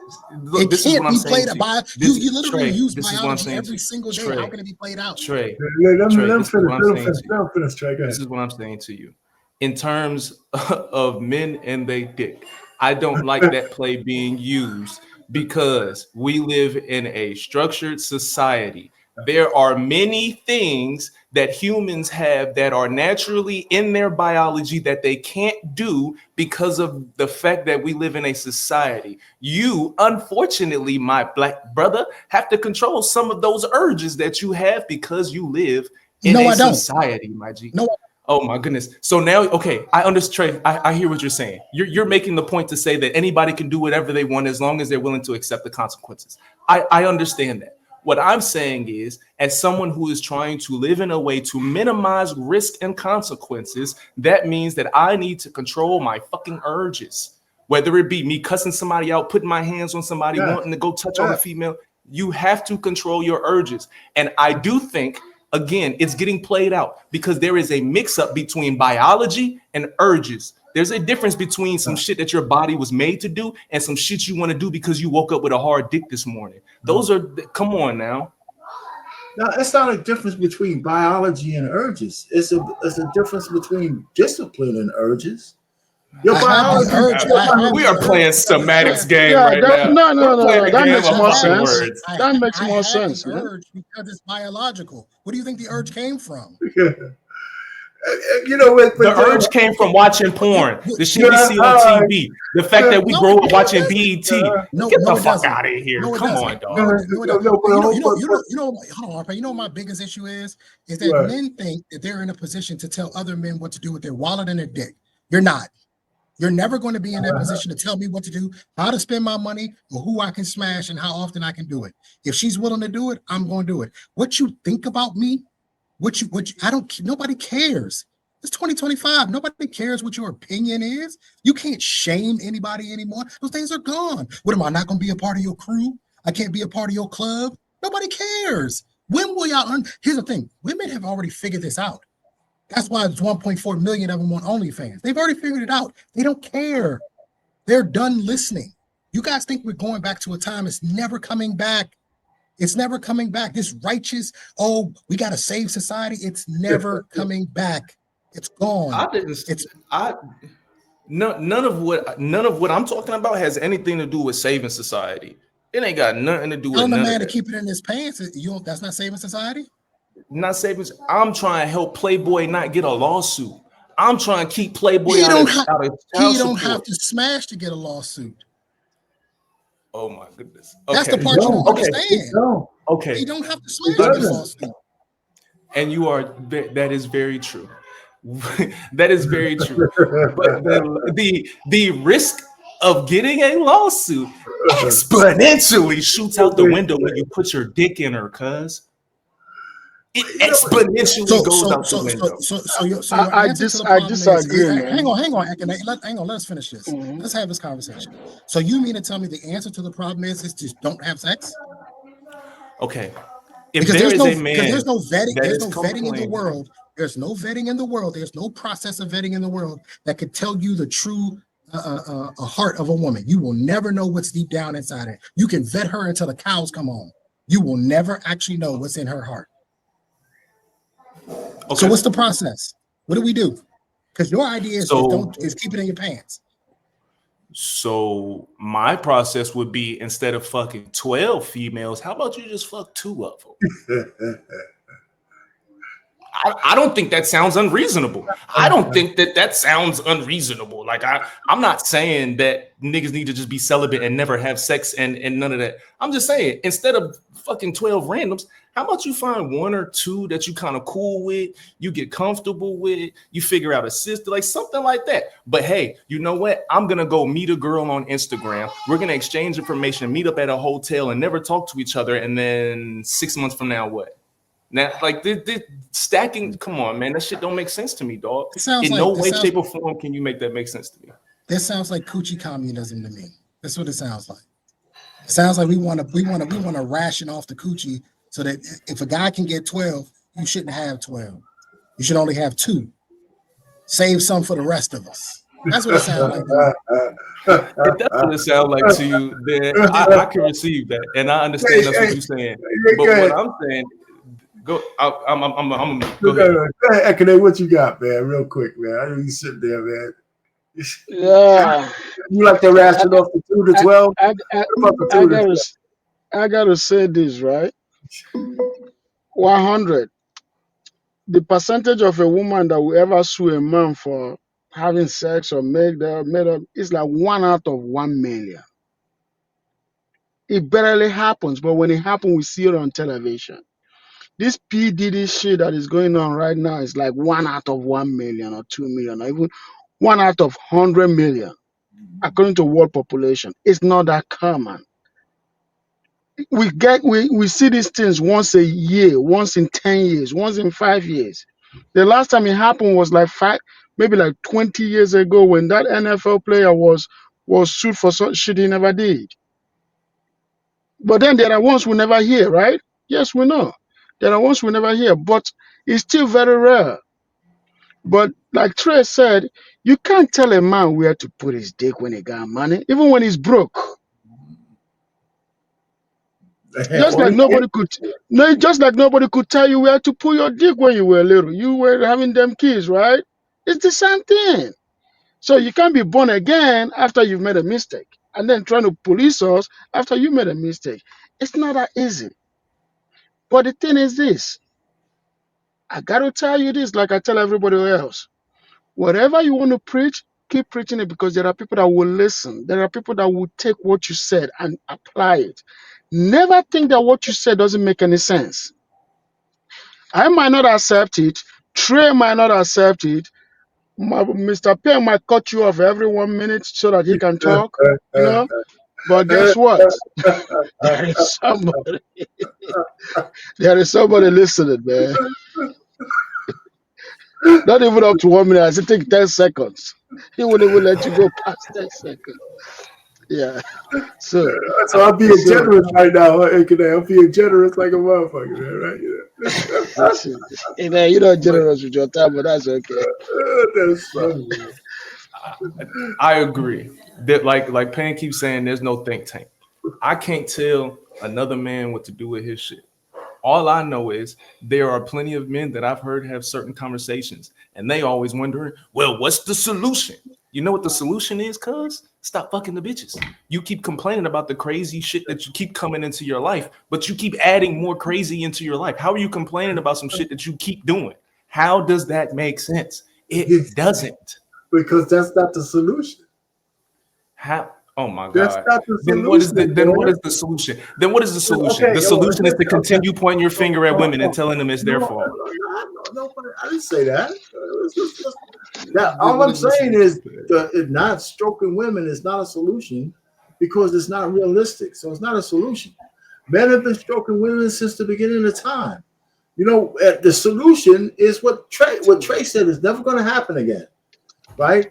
Social mores, right? Religious adherence, shame, positive peer pressure, things that make people say, let me think before I do this. Female virtue, men discipline. I mean, all that shit's gone. There's no governors on our lives. I disagree with you on that. Hold on. There's no governors. Okay, in the West, in the United States, there's absolutely no governors on how people feel. They do what the fuck they want. And if it's not breaking the law, and even with that, they even turning that into some kind of shit. If you stroke a honey 10 years ago, and she wakes up one morning and say, God, this motherfucker got rich and left me behind. She could just say, yeah, I didn't want to fuck him 10 years ago, and your life is upside down. So there is no hope for self-control.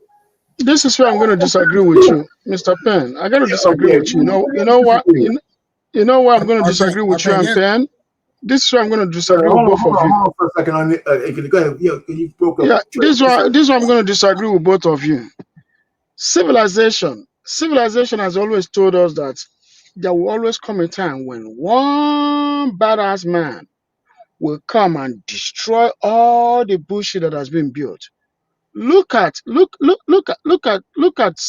you read Civilization, there's always been a single nation or two nations or three nations that come in and bring all immoralities, right? Okay. And then from nowhere, everything gets wiped off. Was that before or after nuclear weapons? Nuclear weapon has nothing to do with this. What you talking about that? Even the United States, I'm trying to tell you guys this. You see the US, look at what Trump is doing. There'll come a day. I'm just telling you guys. You guys think if we're gonna live long enough, right? There will come a president one day that will come and fuck all shit up and blow shit up. No, he can't. And put motherfuckers in jail. No, he can't. I'm telling you for real. I'm sorry. Stop acting. Man, we don't even have a functioning Congress anymore. Our Congress is our Congress is messed up. They can't even hold presidents accountable. I know you're from another country, but here in America, we have a checks and balances system. Man, we have checks and balances in Nigeria. Trump has been trying to push things through for the last month and a half, and they've been getting turned down. He literally just had something go through with the Supreme Court today. He'd been trying to work on, and they basically sent it back to him a few different times and told him to fix it. We have a checks and balances system. He does not have. He can't even send off a nuclear warhead by himself. We do these things on purpose so that we don't get exactly what you're talking about. Some crazy one man that decides I'm going to change the world. It's going to come up. It doesn't work that way. Arpain, let me say this real quick. Good. You were talking about retroactive consent. There was a Instagram post. I don't know if you saw it. It went viral of a woman who was married for 15 years. And in that Instagram post, you know what she said? She said, I've been married for 15 years and I just realized I never gave consent. This is the road we're headed down. And people don't realize this because you think, having dick discipline and getting married is going to be your answer. Even wives are pulling retroactive consent now. wives are saying, I never consented to having sex with this man. So you're gonna tell a husband not to have sex with his wife now? Is that gonna be the answer? Don't have sex with your wife? That's the answer. You got to divorce her ass. This idea of that, oh, don't keep it in your pants. No, the fact of the matter is, and I completely 100% agree, the moment you pull them panties down, anything can happen from there. Anything. But the idea of telling men don't do it is okay, well, that goes against biology. So what's the answer here? Don't do it. You got a bunch of miserable dudes running around with, you already have that now. All you gotta do is look at YouTube. You got a bunch of incels running around talking about women ain't shit every 5 minutes. Why? Because they can't get them. Only 10% of the dudes is having sex with everybody. What's the answer? The answer can't be keep it in your pants. It can't be. Okay, so from what I am understanding is you are on the opposition of what I'm saying, and that to me presents as though you're saying, hey, retroactive consent, you know what I'm saying? You know, it's out here, it could happen. So instead of controlling yourself and limiting how many people you could put on that list that can do that to you, just be free and do whatever biology tells you to do. Just whatever urge you have, just keep adding it to the list to make the list longer of people who can retroactively take away consent. Is that what you're saying? No. Yes, that is exactly what I'm saying. Let me tell you why. Because if your wife can do it, if your own wife can do it, what does it matter? Where you going with us? You get back. The answer can't be don't do it at all. If I'm saying if a man followed your word and said he got married to one woman, he had sex with one woman, and that woman woke up one morning like this lady did and said, I never consented ever to my husband. That now presents a problem. By the way, I have arrested husbands who were charged with rape against their wives. It can happen. There is no relationship marriage consent. The moment you get married, oh, she just automatically consented to sex. It is not how it works. So this idea that everybody needs to keep it in their pants. How does that help any man? Regardless of what situation he's in. How does that help any man? Yeah, and the point really is, and I think it was a little far reaching, don't trade, but the truth of the matter is, even if you're being disciplined, that one girl you stroke can put you, that one, you said, I've been really good. I just finally got some ass and I'm really sure. And then all of a sudden that chick got you up on charges. The one girl that you were saving yourself for. So the point really is, it doesn't mean that you go buck wild. It's just to say that the solution cannot be men have to change what their nature is in order for us to fix the world. That's just crazy. It's just not the right solution. Is there a solution? No. Well, we just let the fucking world go willy-nilly the way it is. And so now we're pretty much fucking each other like feral animals in a goddamn field. Right? There's no selection. The babies that are being born are down at the class where the people can't really take care of them. And the ones who can take care of kids, okay, they're having one or two. And the rest of them are going down to the clinic. Right? Because the women say, well, my future is more important. So anybody who has the means of having less children, the people who have no shit going on, all they can do is fuck. They don't got nothing. Their only avenue of satisfaction is getting some ass. That's it. But life is fucked up. Where they live is fucked up. Come on. But Arpane, we're trying to make this distinction as if the men listened to 100 and kept it in their pants, like the women would do the same. No, they're just gonna keep sharing the men that decide to go against it. They're already doing it now with the rich men. They're just all having sex with the same guy, which is why the STD rates are much higher for black women than they are for black men. Do you know that black women have 1 million more kids than black men do? That's like, it's so obvious. You tell men to put it and keep it in the pants, that ain't gonna stop the women. They still go get it. They just gonna share the same guys. They will even have sex with their dog. Well, let's not go there. But the point really is, your point. I don't think that. I gotta be honest with you. I don't think that's black women. I think that's that's not black women. I think that's a whole different. That's a whole different. I don't think black women do that stuff. No, they do that in the Middle East, man. Okay, let's leave it over there. Let's leave that shit over there. But listen, all I'm trying to say is, I don't think the men are the linchpin or the key to what revolution that you want to have going on sexually. Women own, as far as I'm concerned, the sexual marketplace because they own the commodity. It's theirs. They decide who they want to give it to. And like I said before, men don't like this shit. Men take sex from women any way they give it. Men take sex from women any way they choose to give it. And my best analogy is if you're in the cut with a chick and you're getting ready to go down, and she says, and you're putting on a condom because we're like you, we want to be responsible. 100, I want to be a responsible man, so I'm throwing on the gym. And so she says to you, what are you doing with that? I want to feel it raw. Give me the percentage of men 100 that's going to take. It's going to say, okay, you know what? If I can't wear this, I'm going to go home. Give me a percentage of men doing that. Not enough. There you go. And guess who wants more raw? Guess who wants raw more than anybody else? Women. Women want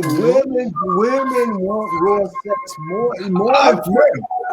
Why do I feel crazy right now? Why do I feel like every time y'all talk, you are proving my fucking point? Well, you are giving me our pain. This is what I'm saying to you. If I am a man that is of high value and I have the potential of fucking 100 girls over the weekend, it is not smart to do that. I agree with you. It would be smarter for me, instead of fucking 100 girls, it would be smarter for me to say, I don't know, 5 of them. Wait, 100. Why can't I agree with that and disagree with your overall premise? Because for you, that works. But in trying to make that metric some groupthink thing is a waste of time.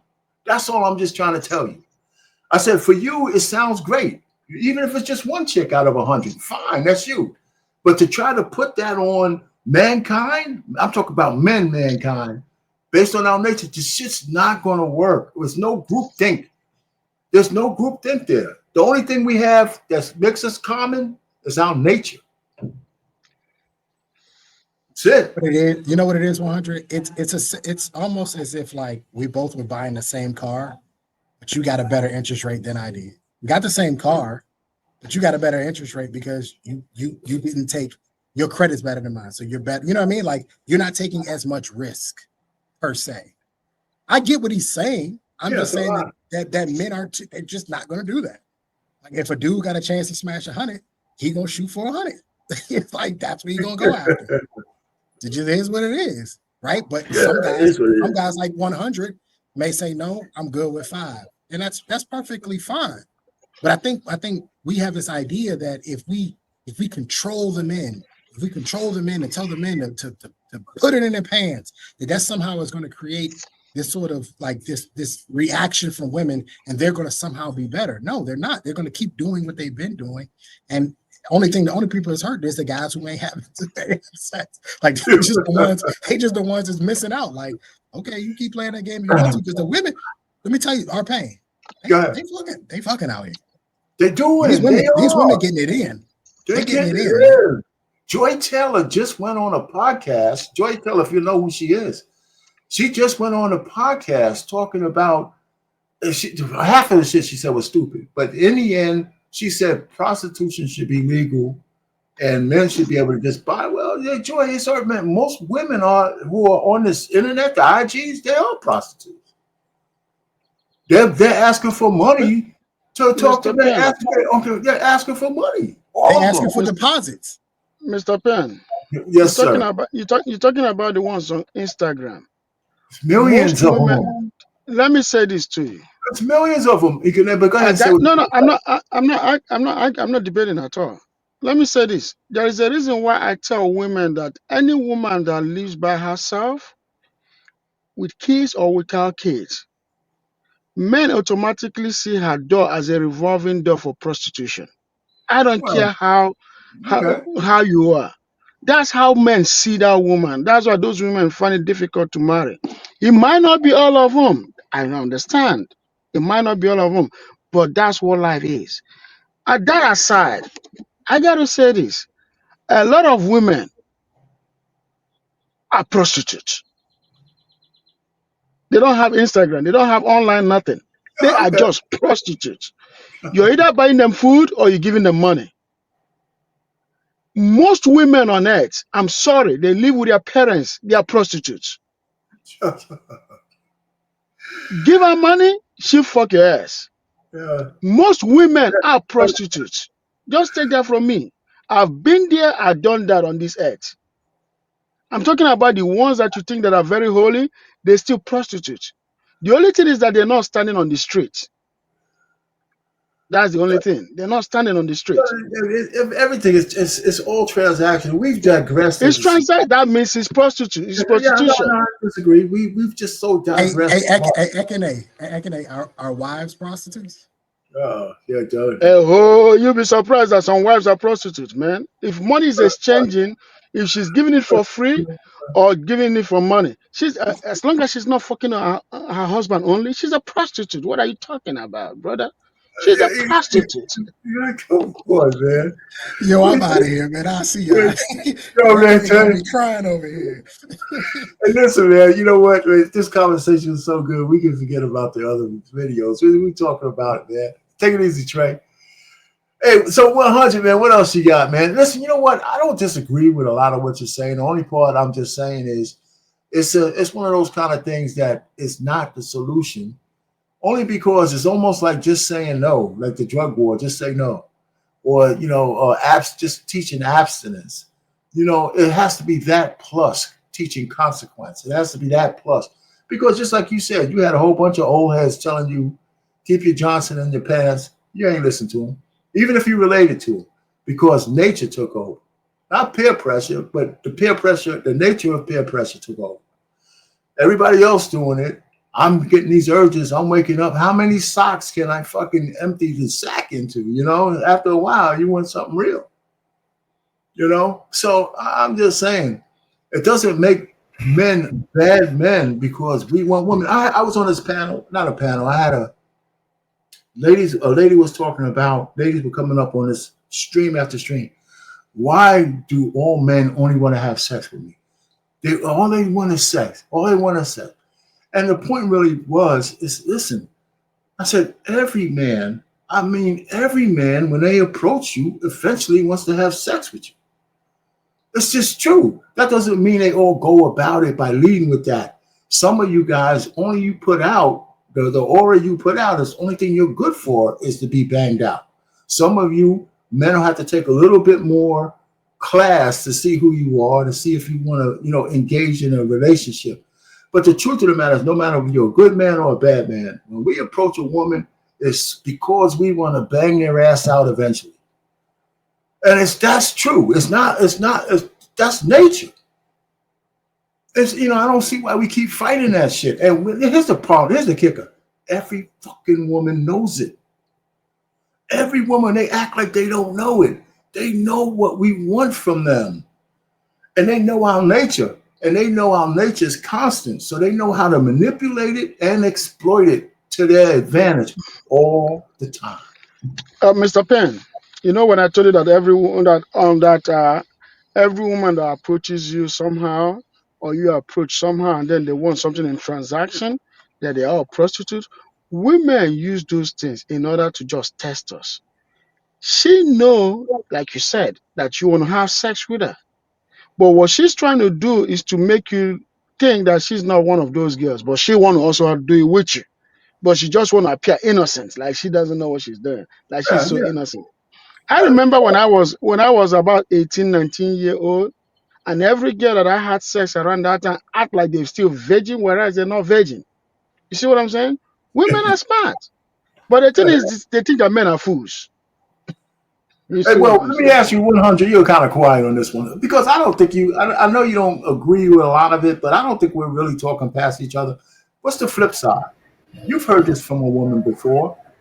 Even if we used to watch the Pop the Balloon show, when a woman said, well, initially I'm not feeling this guy, or initially I'm not attracted, or initially, he didn't hit me the right way.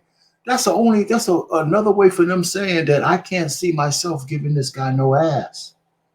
Because we all kind of know that a woman, if she wants to stroke you, it don't take her more than 5 minutes, right? So what I'm saying is, so it works both ways. That's her nature.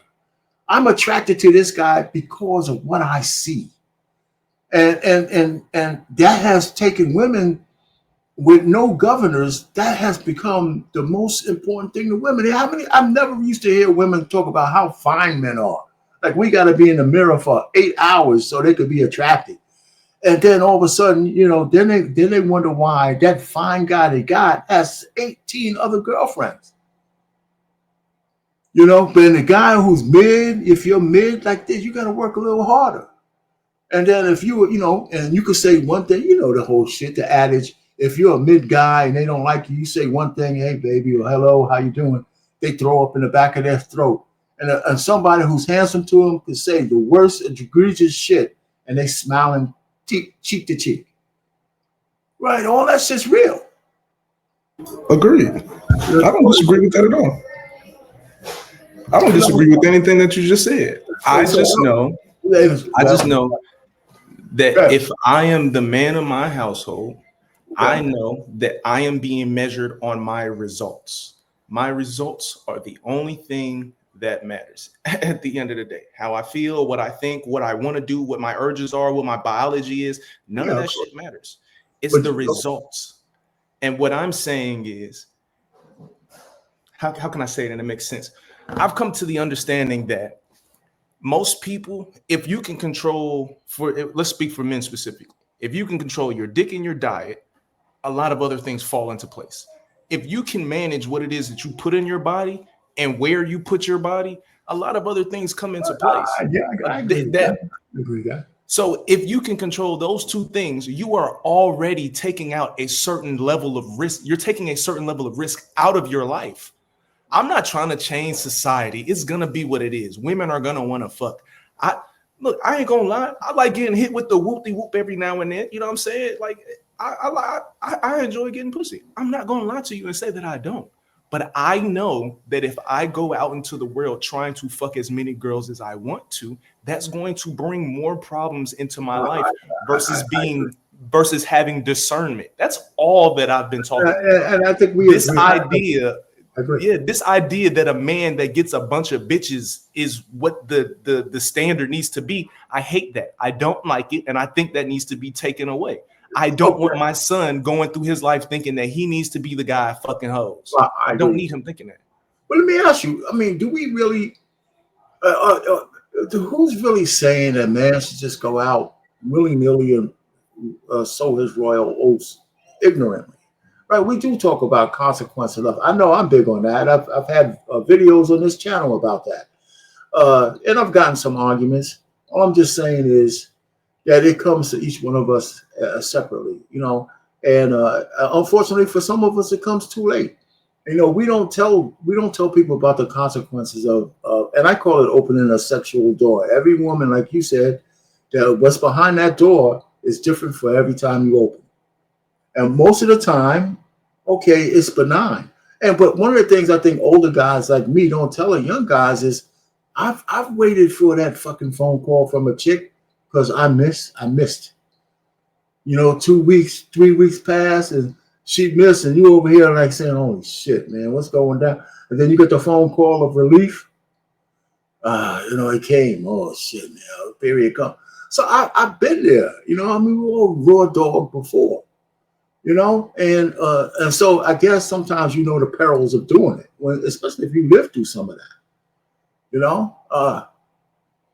So I don't know. So I think sometimes the younger people need to hear us talk about the fact that we got caught up, in some of those kind of things. That's why they say sometimes men who are drug addicts and they recovered, sometimes they teach the best because they've been there. They know what it is, the dirty needles, the fucking nasty hallways, the shit that they went through, the stealing, the betrayal of their family and all that kind of shit. So sometimes that's the best teacher, but and maybe you can get somebody to say, I don't want to go through that experience.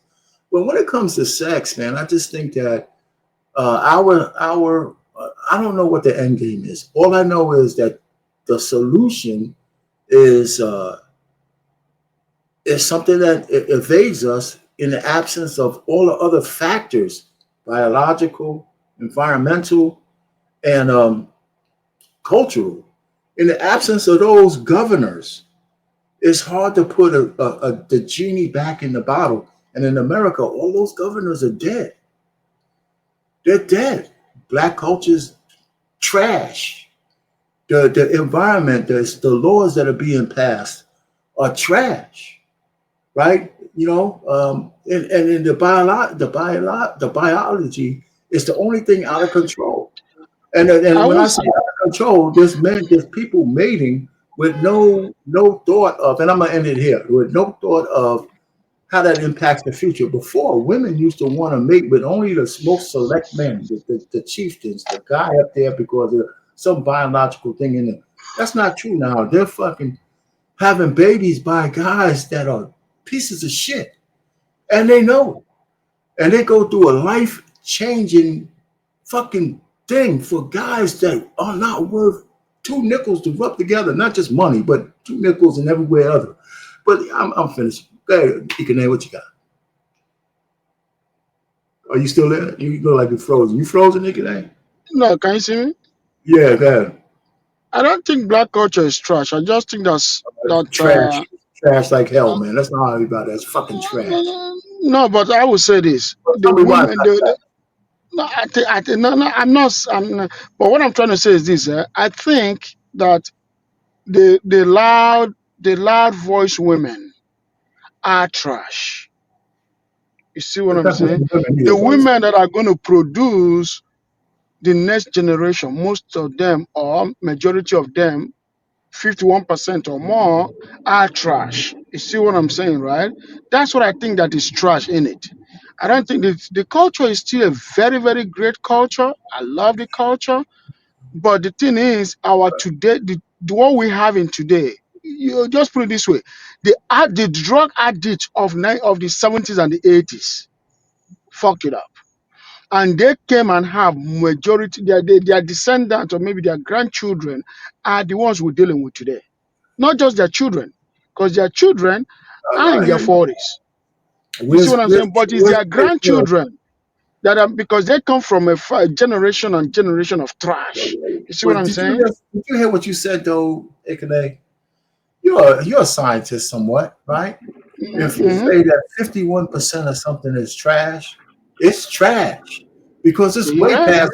Well, hold on. It's way past critical mass, right? Hmm. So if you have numbers like that, it's trash, and it's not just the women either, right? It's the drill rap. It's all the rest of that shit.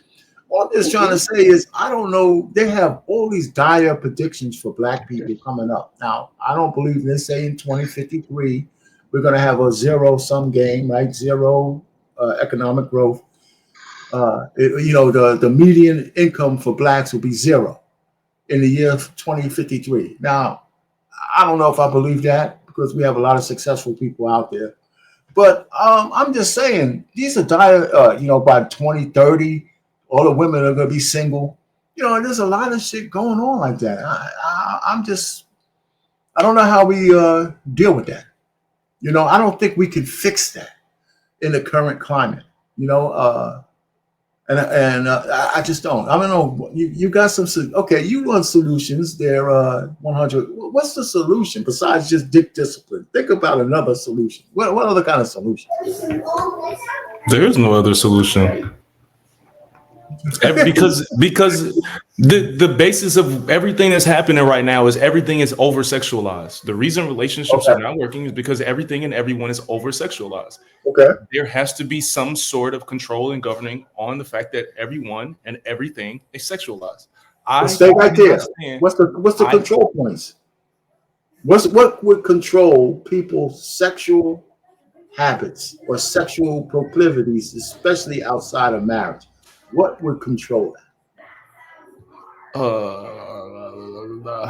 I mean, there is no simple fix to fixing something like that because there was a load of things that had to happen in order for everyone to now That's not the role of government. Yeah, no. There's been a lot of things that had to come together in order for shit to come the way that it is right now. Exactly. It had to be OnlyFans. It had to be certain freedoms that were taken and given. It had to be certain social media like it had to be a lot of things that came together for it to be where it's at right now. Yes, and you're right. You're absolutely right. And this goes all the way back to Freaknik, the shit they was doing in the 90s. This ain't some shit that happened in 2025. This ain't some shit that Trump did by himself. Don't think about Trump. He has nothing to do with what we're talking about. I know, and that's what I'm saying. Like the over sexualization is not some brand new shit. This is something that has been going on for a very long time. And the only thing that will correct it is dick discipline. And females controlling their box. And females controlling their box, but I can't tell them to do what they should. I don't talk to them about what they do. I hear you. You said the only thing that's dick discipline. Oh man, I tell you, man. I think that's maybe one factor, but I think the men who have discipline are the ones who are going to have discipline. Think about it. But think about it though. Like I said earlier, diet and dick. The dudes that you know that are pretty much to themselves, that work out on a regular basis, that watch what they eat, they monitor the people they have in their life. Those people are generally successful. They generally create things that work. But let's examine. Okay, go ahead. Let's examine what you just said, though, right? Mm-hmm. Even if we examine that, the diet part, I can dig it, right? That's good for natural health, whether you're stroking or not. But I would say to you that men who are physically in shape probably have the highest libidos. And I'm not disagreeing with that. Okay, and what I'm saying is still up to those individual men to have the ones who have discipline. They probably still have some kind of roster. They might not have 20, but they have at least one and probably 2 or 3 if they're not married. Now, if you talk to a woman who's marriage-minded, that's still because they always want men to be fucking monogamous, right? Which is a lie, too, because they project not to be monogamous themselves. But this guy is still having sex, right? Even if he's disciplined, he's still having sex. If he's not committing to a woman, that means he's still out there, and so is his girl. Kind of. Now, the only thing, this is a whole nother conversation. The one thing that cleaves my wife to me, right, or your woman to you, is because they want to be. Agree. But a lot of people miss that. That's not my animal magnetism. That's not because I'm some tyrant. It's not. The only reason my wife stayed with me is because, and I like it that way, because because she makes the choice every day to be here, like I make the choice to take care of her. And that's important to me. So I think a guy who stays single, but he has a girlfriend, it depends on what that relationship really is. Does it keep him grounded? Yeah. But you will answer this question. Why in corporate America, or even the presidency for that matter, at the high, they always look for a man to be married? And if you look at some of the statistics for NFL players who get married young, but not to some ratchet ass chick, but get married to a sweetheart, they tend to have better careers than the guys out there with all the money and no governors. And that plays into what you're saying. Right? Well, in terms of like the government, I would believe not government. I say governors, meaning what governs your actions. Right? A man who gets married young, who has millions of dollars in the NFL or any sports league, they tend to have better careers. The young men who are free and willy-nilly, they play into what you're saying. They're putting babies everywhere. They're putting their livelihoods at risk. They're doing all kinds of dumb shit, right? So we do agree that discipline needs to happen, but why doesn't it happen for them? They have all of those goddamn briefings to tell them to stay away from the hyenas. They have some people to tell them how to handle their money and this and that. They don't listen to this shit. They'd rather be free. And you know what? And so do women. The reason why feminism was so effective, because it told women it's empowering to be free. Not just free for monetarily, but free sexually. And they took I don't think most women are joining feminism because of the money. No, and then most No, women don't want to that work. doesn't have to be. Yeah, that's bullshit. They wanted to be girl bosses. What are you talking about? That's a big Hey, part of it. I gotta be honest with you. It's the ugly ones. It's the ugly women that want to work so that they can be able to buy men. Most beautiful women don't want to work. They will never work. It's the average women and the ugly ones are the ones that want to get degree. How many pretty women have you seen, Mr. Penn, that has a degree or care about having a degree? Most No. beautiful women, not that many beautiful women have that much Hold on. degrees. Some of them have associate. That's it. When you say beautiful women, I'm not talking about people who register at 10. There's plenty of women who look good who have degrees. All right, so I'm not saying feminism is not just working. They want to be fucking bosses. They want to have businesses. They want to be able to fuck who they want to fuck. So that's what the women do. The key is what? Man, I mean, I don't. This whole notion that feminism is just for ugly women, that's crazy. It started out that way, probably. I say average and ugly ones. No, Average most and ugly people are ones. average, though, man. Most women are average. That's right. You know, and most men are average. But if you sit down and tell me no pretty women don't work, that's not true. It's not true. Every pretty woman is not just getting sucking off the tit of a man. They're doing that too, but they do some of them do work. You know, so I don't know about the percentages. I can't give you the percentages. I hear where you're coming from, but that's not the point I was trying to make. Maybe I'm just rambling. Here's the thing I was going to show both of you guys, and I showed this to you before 100 Watt. Let me do this and see if I can make a little bit more sense of it now than I did last time. We talk about factors. This is what I was talking about. There's factors for where we are today from the early days, and why 92% of women still vote on the plantation and 78% of the men. From 1964, the Civil Rights Bill, actually it created with it a Faustian bargain, right, with the women. It says, we'll give you Section 8 food stamps and all this. All you got to do is get rid of your men. And they took up a lot of women, not all, but enough to make a difference, took up that choice. And that perpetuated through the generations. So while we have 3 or 4 generations of women on Section 8, right? I got to ask you something, Mr. Penn. Let me finish saying this. Okay, go ahead. Ask me. Go ahead. Should I go ahead and ask you? Yeah, can I go through this real quick? And can you Okay, hold go ahead. Right, so that's one pillar, right? The other pillar really is that everybody keeps belittling this too. The pill came out in 1960, right? The baby boomers were 14-year-old.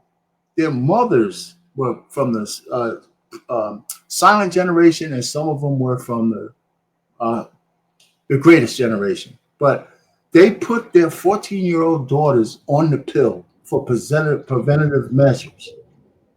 I was there. I remember my younger cousin being on the pill. The reason why that was a mistake or backfired was because it let them understand that they could have sex without consequence of getting pregnant. And a lot of them started to do it. So the sexual revolution came in the 60s, 70s, and today there's no governors over women whatsoever. They're fucking like banshees, right? And then the next pillar is feminism and cultural decay. When feminism came, you know, and it was noble for a little while, but then it became not to be equal to men, but to be better than men. And the only jobs women want is to be a boss. They don't want to be in the trenches and doing the shit that men do. They want to be the CEOs. They want to be the bosses. And feminism also came with it. Free sex. You could fuck like men can fuck. It told them that. There was a sexual component to that. And we didn't know how that ended up. We have a whole bunch of psychotic ass women with so much energy from men, they don't even know where to put it. They're on pills. They're doing all kinds of dumb shit. And because they're not built for that kind of ring around the rosy sex. It might feel good to them, but when they're walking around with 60 or 100 bodies, that shit manifests, that energy manifests itself. Plus, we're starting to find out that sperm stays in a woman for a lifetime, pretty much. You know, why do you think Serena Williams is starting to turn white, man? Her white boy he's boofing her up with sperm so much that she's starting to look like him. You know, and so I can't prove that scientifically, but I'm trying to give the woman a pass. You know, and then of course this last pillar, and I'll be here. The gangs, the drugs, the crime, all that shit impacted men and their potential of leadership was impacted the most by those three things on that last pillar. Those are the things that came from the 60s all the way down. And not to mention that we never got any help from the Democratic Party. All the shit that we're talking about now, the Democratic Party never helped. Never helped. Mr. Penn, I got a question for you, please. Yeah. Because I don't want to forget my chain of thoughts. Go ahead, man. When you were growing up in the 60s, right? Was every man that you knew on drug? No. Okay. No. Were most men that you knew on drug? No. Enough were though. That makes a difference. Enough were. I know. But this is what I want to say. You do know that there are a lot of men, white men that both in the 60s and the 70s were crackheads. Yeah, but we ain't talking about white men. No, but I'm coming. There is a reason why I'm saying what I'm saying. The Yeah, reason but why okay. I'm heading somewhere. The reason why I'm saying what I'm saying is this, right? When it comes to negative, they paint black community negative. But when No. white people do the same negative, I'm coming. When white people do the same shit, they make it individual. When Who black gives people a do the shit same, they about make what it. they do with white people? That's why I'm trying to stop you. We ain't talking about white people. We're No, not I'm heading today. somewhere. But if you can let people talk, you always don't let I'm people to letting you, talk. So they I'm can. letting you talk, If you but let me talk, then I can. you're making already. I'm But heading like because that, guess what? You and I are not from the same culture. In my culture, we have a way of building words. In your culture, you guys just go straight without gathering forgive me for thoughts, my, right? which I You have guys left. just go like whoom, whoom, like straight up. But that's Okay. not what I'm used to. So All that's why right. you got to I'm give me sorry. a minute and a half or two. So that way you see where I'm heading to, right? Yes, It's sir. cultural difference, brother. So, That's right. Okay. so what I'm trying to say is this, right? The thing that bothers me is this: black community wasn't messed up to the extent that there were not good men in the house. There were good men in the house. There were good men who want to be in the house, but the women choose sex and No. privilege over those good men. You're the one that said that I remember you and I have been in multiple shows All right. where you All right. said that they gave these women choice to kick the men out of the I just house said it. so that they I will said it have again freedom, right now. and I they just said choose it those again. choice. I just said it again, right? I just said it again just 2 minutes ago. Okay, so that's to tell you that there are good black men out there. So it's not the black men that are screwing the house. It's No, not that there no. are no black men out there that will build a house. So that is why whenever we have this discussion and things are said about black men have their issues. There is no doubt about it. I got to tell you, Hold one on. of the meanest people I've seen You in gotta, America. you gotta land the point right where you Okay, just. I Okay. land my plane, brother. I land Listen, my I plane. understand where you're going. I don't want to blame all this shit on black women. That first pillar is theirs, but that last pillar is ours. And so there was an erosion of a lot of good black men through the drug wars and all that shit. A lot of them. They got caught in a lot of nets where white people, like you want to bring them in, used to get a pass. They would put motherfuckers in jail by droves. We're still feeling the effects of that. But here's another thing. Here's another thing that I don't agree with. Where was it? What's the point at? The point is that there is good men, and it doesn't have to be all black men. All of this shit means not all of it. Like everybody hates the baby boomers. I can't relate to none of that shit because that's not how I raised my family. But I do agree, out of 76 million baby boomers, there was enough of them who were fucked up that have an imprint on what's going on now. Right? So I have to concede that. And so just like black men or black women have to concede that even if it's not all, it's enough who are doing fuck shit that makes a difference. Right? And so we have to accept that. So I accept that men had a part to play. Nobody made us take drugs. Nobody made us join a gang. Nobody made us sell the drugs to our own community. Nobody made that. And just being desperate is not a good enough excuse. It's not. So all I'm just trying to say is there's a lot of pillars that got us from the 60s to where we are. And we got to recognize that a lot of these different things played a part in that. And we just don't examine that because we always try to pinpoint one thing or another. Right? And we forget. Well, I don't, because I lived through each one of these fucking things. Right? So I remember. And even that memory is going to be lost. And I don't have to be 100% accurate, but a little bit of all this. And these 4 pillars of 100 all have to go to environmental, cultural, and it unleashed our biology as the only thing we're running on now. No cultural mores or governors exist that stop people from doing F shit right now. None. Not our music, not our culture, not the people we put up and represent us as black women. They don't even want black men to represent anybody. We're invisible. So that's why they put an 18-foot black fat statue out there of an angry woman. So all I'm just trying to say is we're in dire straits, and I don't know how to. And discipline, okay, yeah, we need more of that. I can dig it, but we know how that doesn't trump nature. It just doesn't. And so all I'm saying, let me take this down. But I mean, so this is my view of the world, and it doesn't have to be right or anything. It's just, it doesn't have to be right. I just think it's the way I saw how we degenerated through the years, and none of those things are a lie. Is it the number one impact of why we are in 2025 and we have 30% marriage rate? 70% of our black women by the age of 30 have children out of wedlock. And yeah, men gave them the kids, but it's only maybe 25% of the men. 50% of men by 30 don't have any kids. 50 of black men don't have children. So it's not all of us, or the fact that the men is not in the household. Nobody talks about the unreported parental alienation, whatever that, saying that word, that women have on men. Look what's going on. I don't know if DDG beat the shit out of his woman in order for him to lose the rights to his kid. That shit's debatable.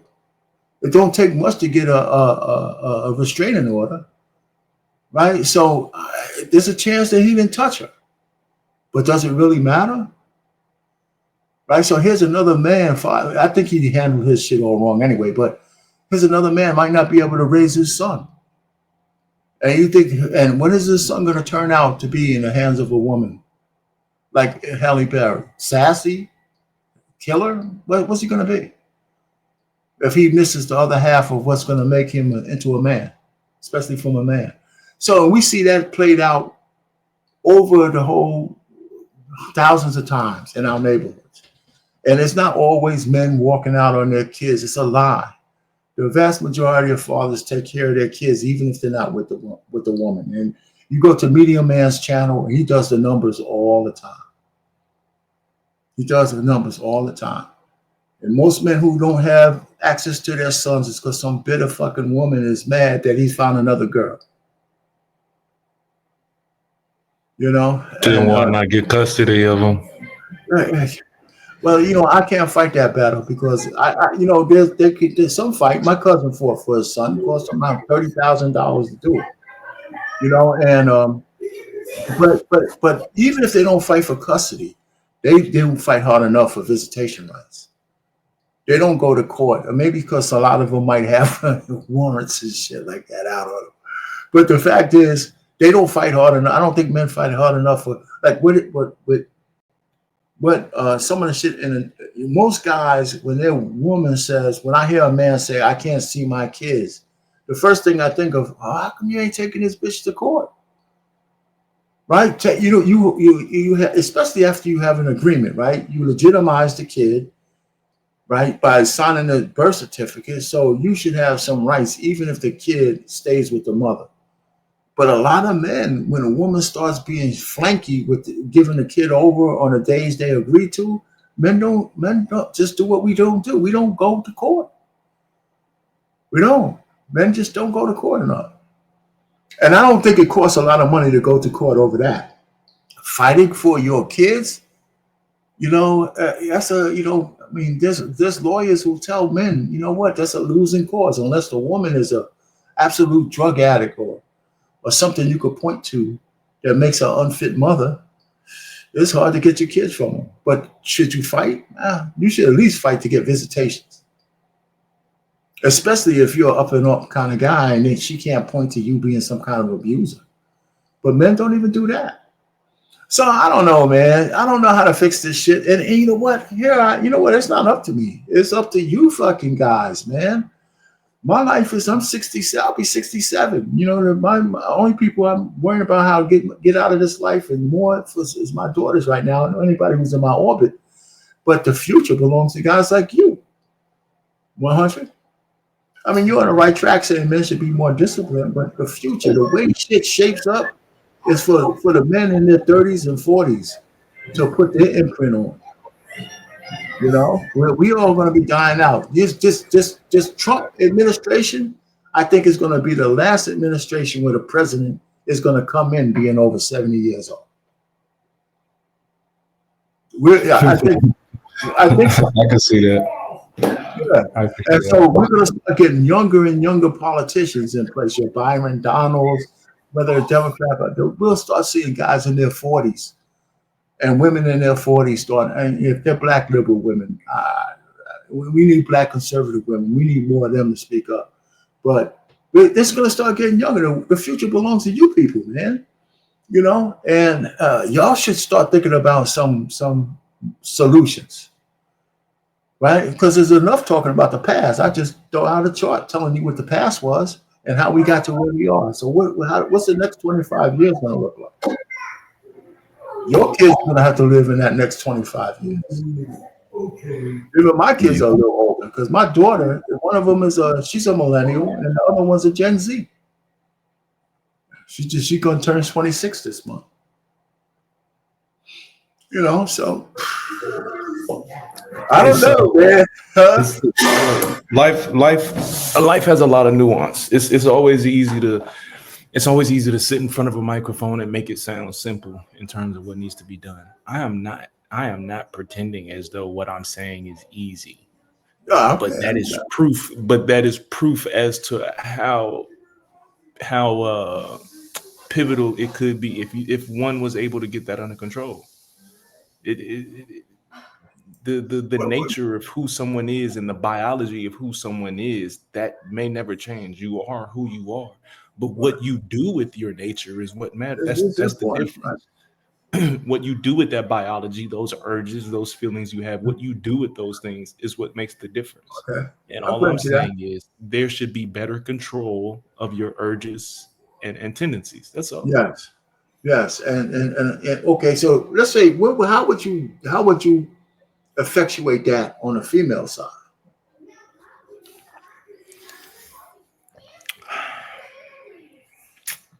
I believe that in terms of the female side, to be honest with you, I don't know, because it seems like females have a way of just changing what they like. Like sometimes they just like whatever's available to them. So okay, but they're the ones who own the commodity.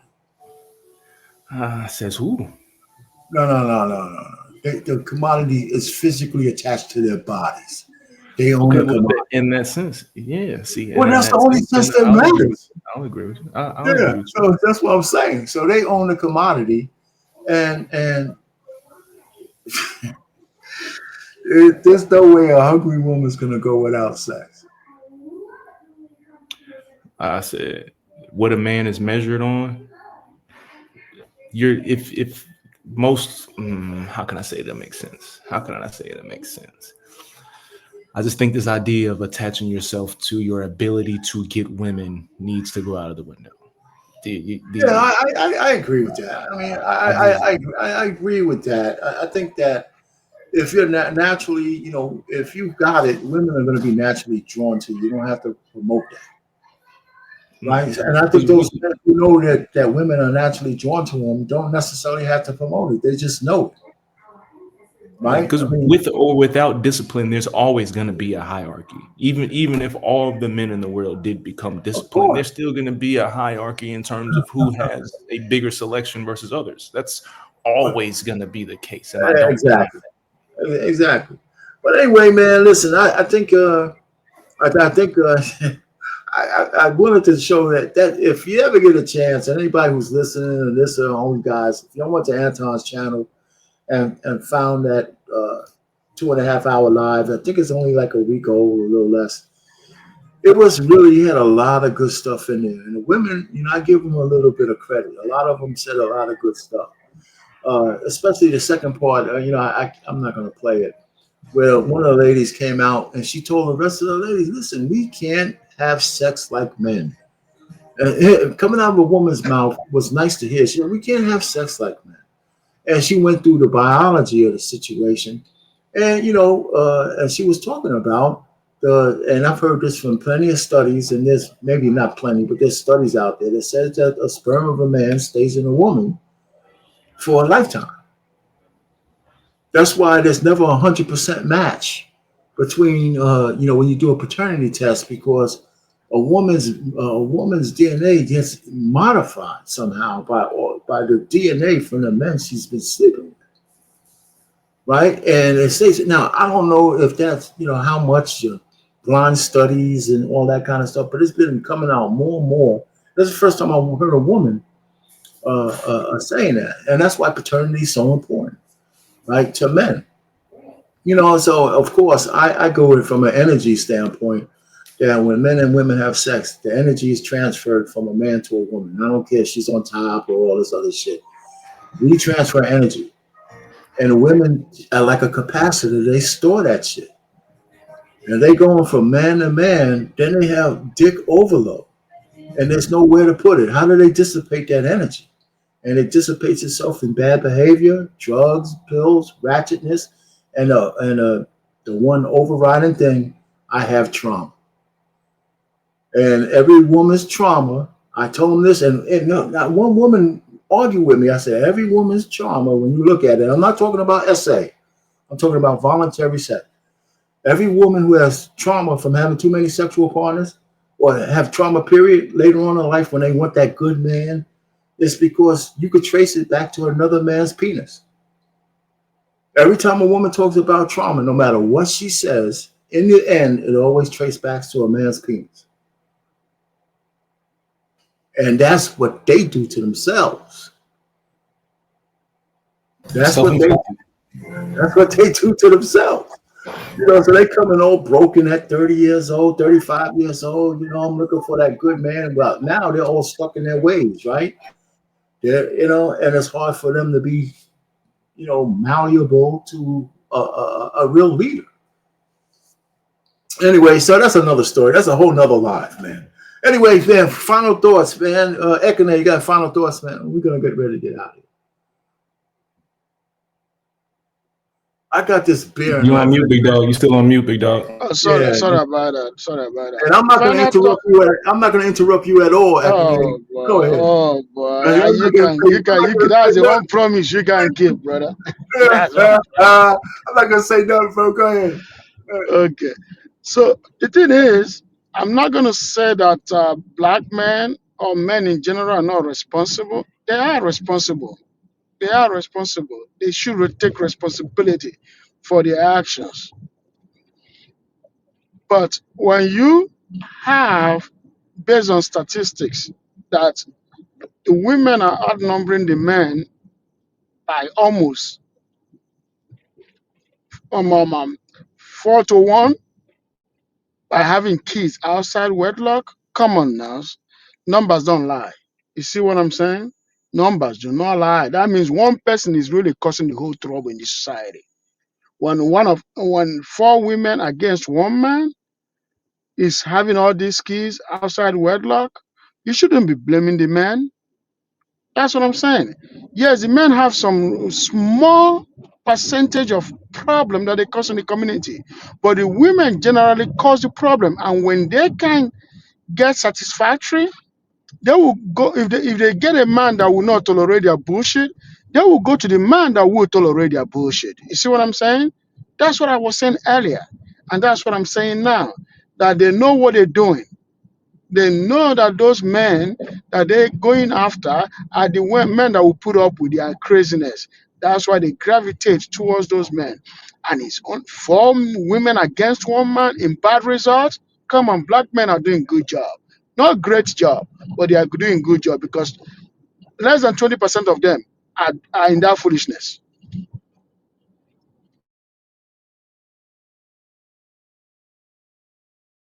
Are you done? I don't disagree with. I think there's a renaissance with black men.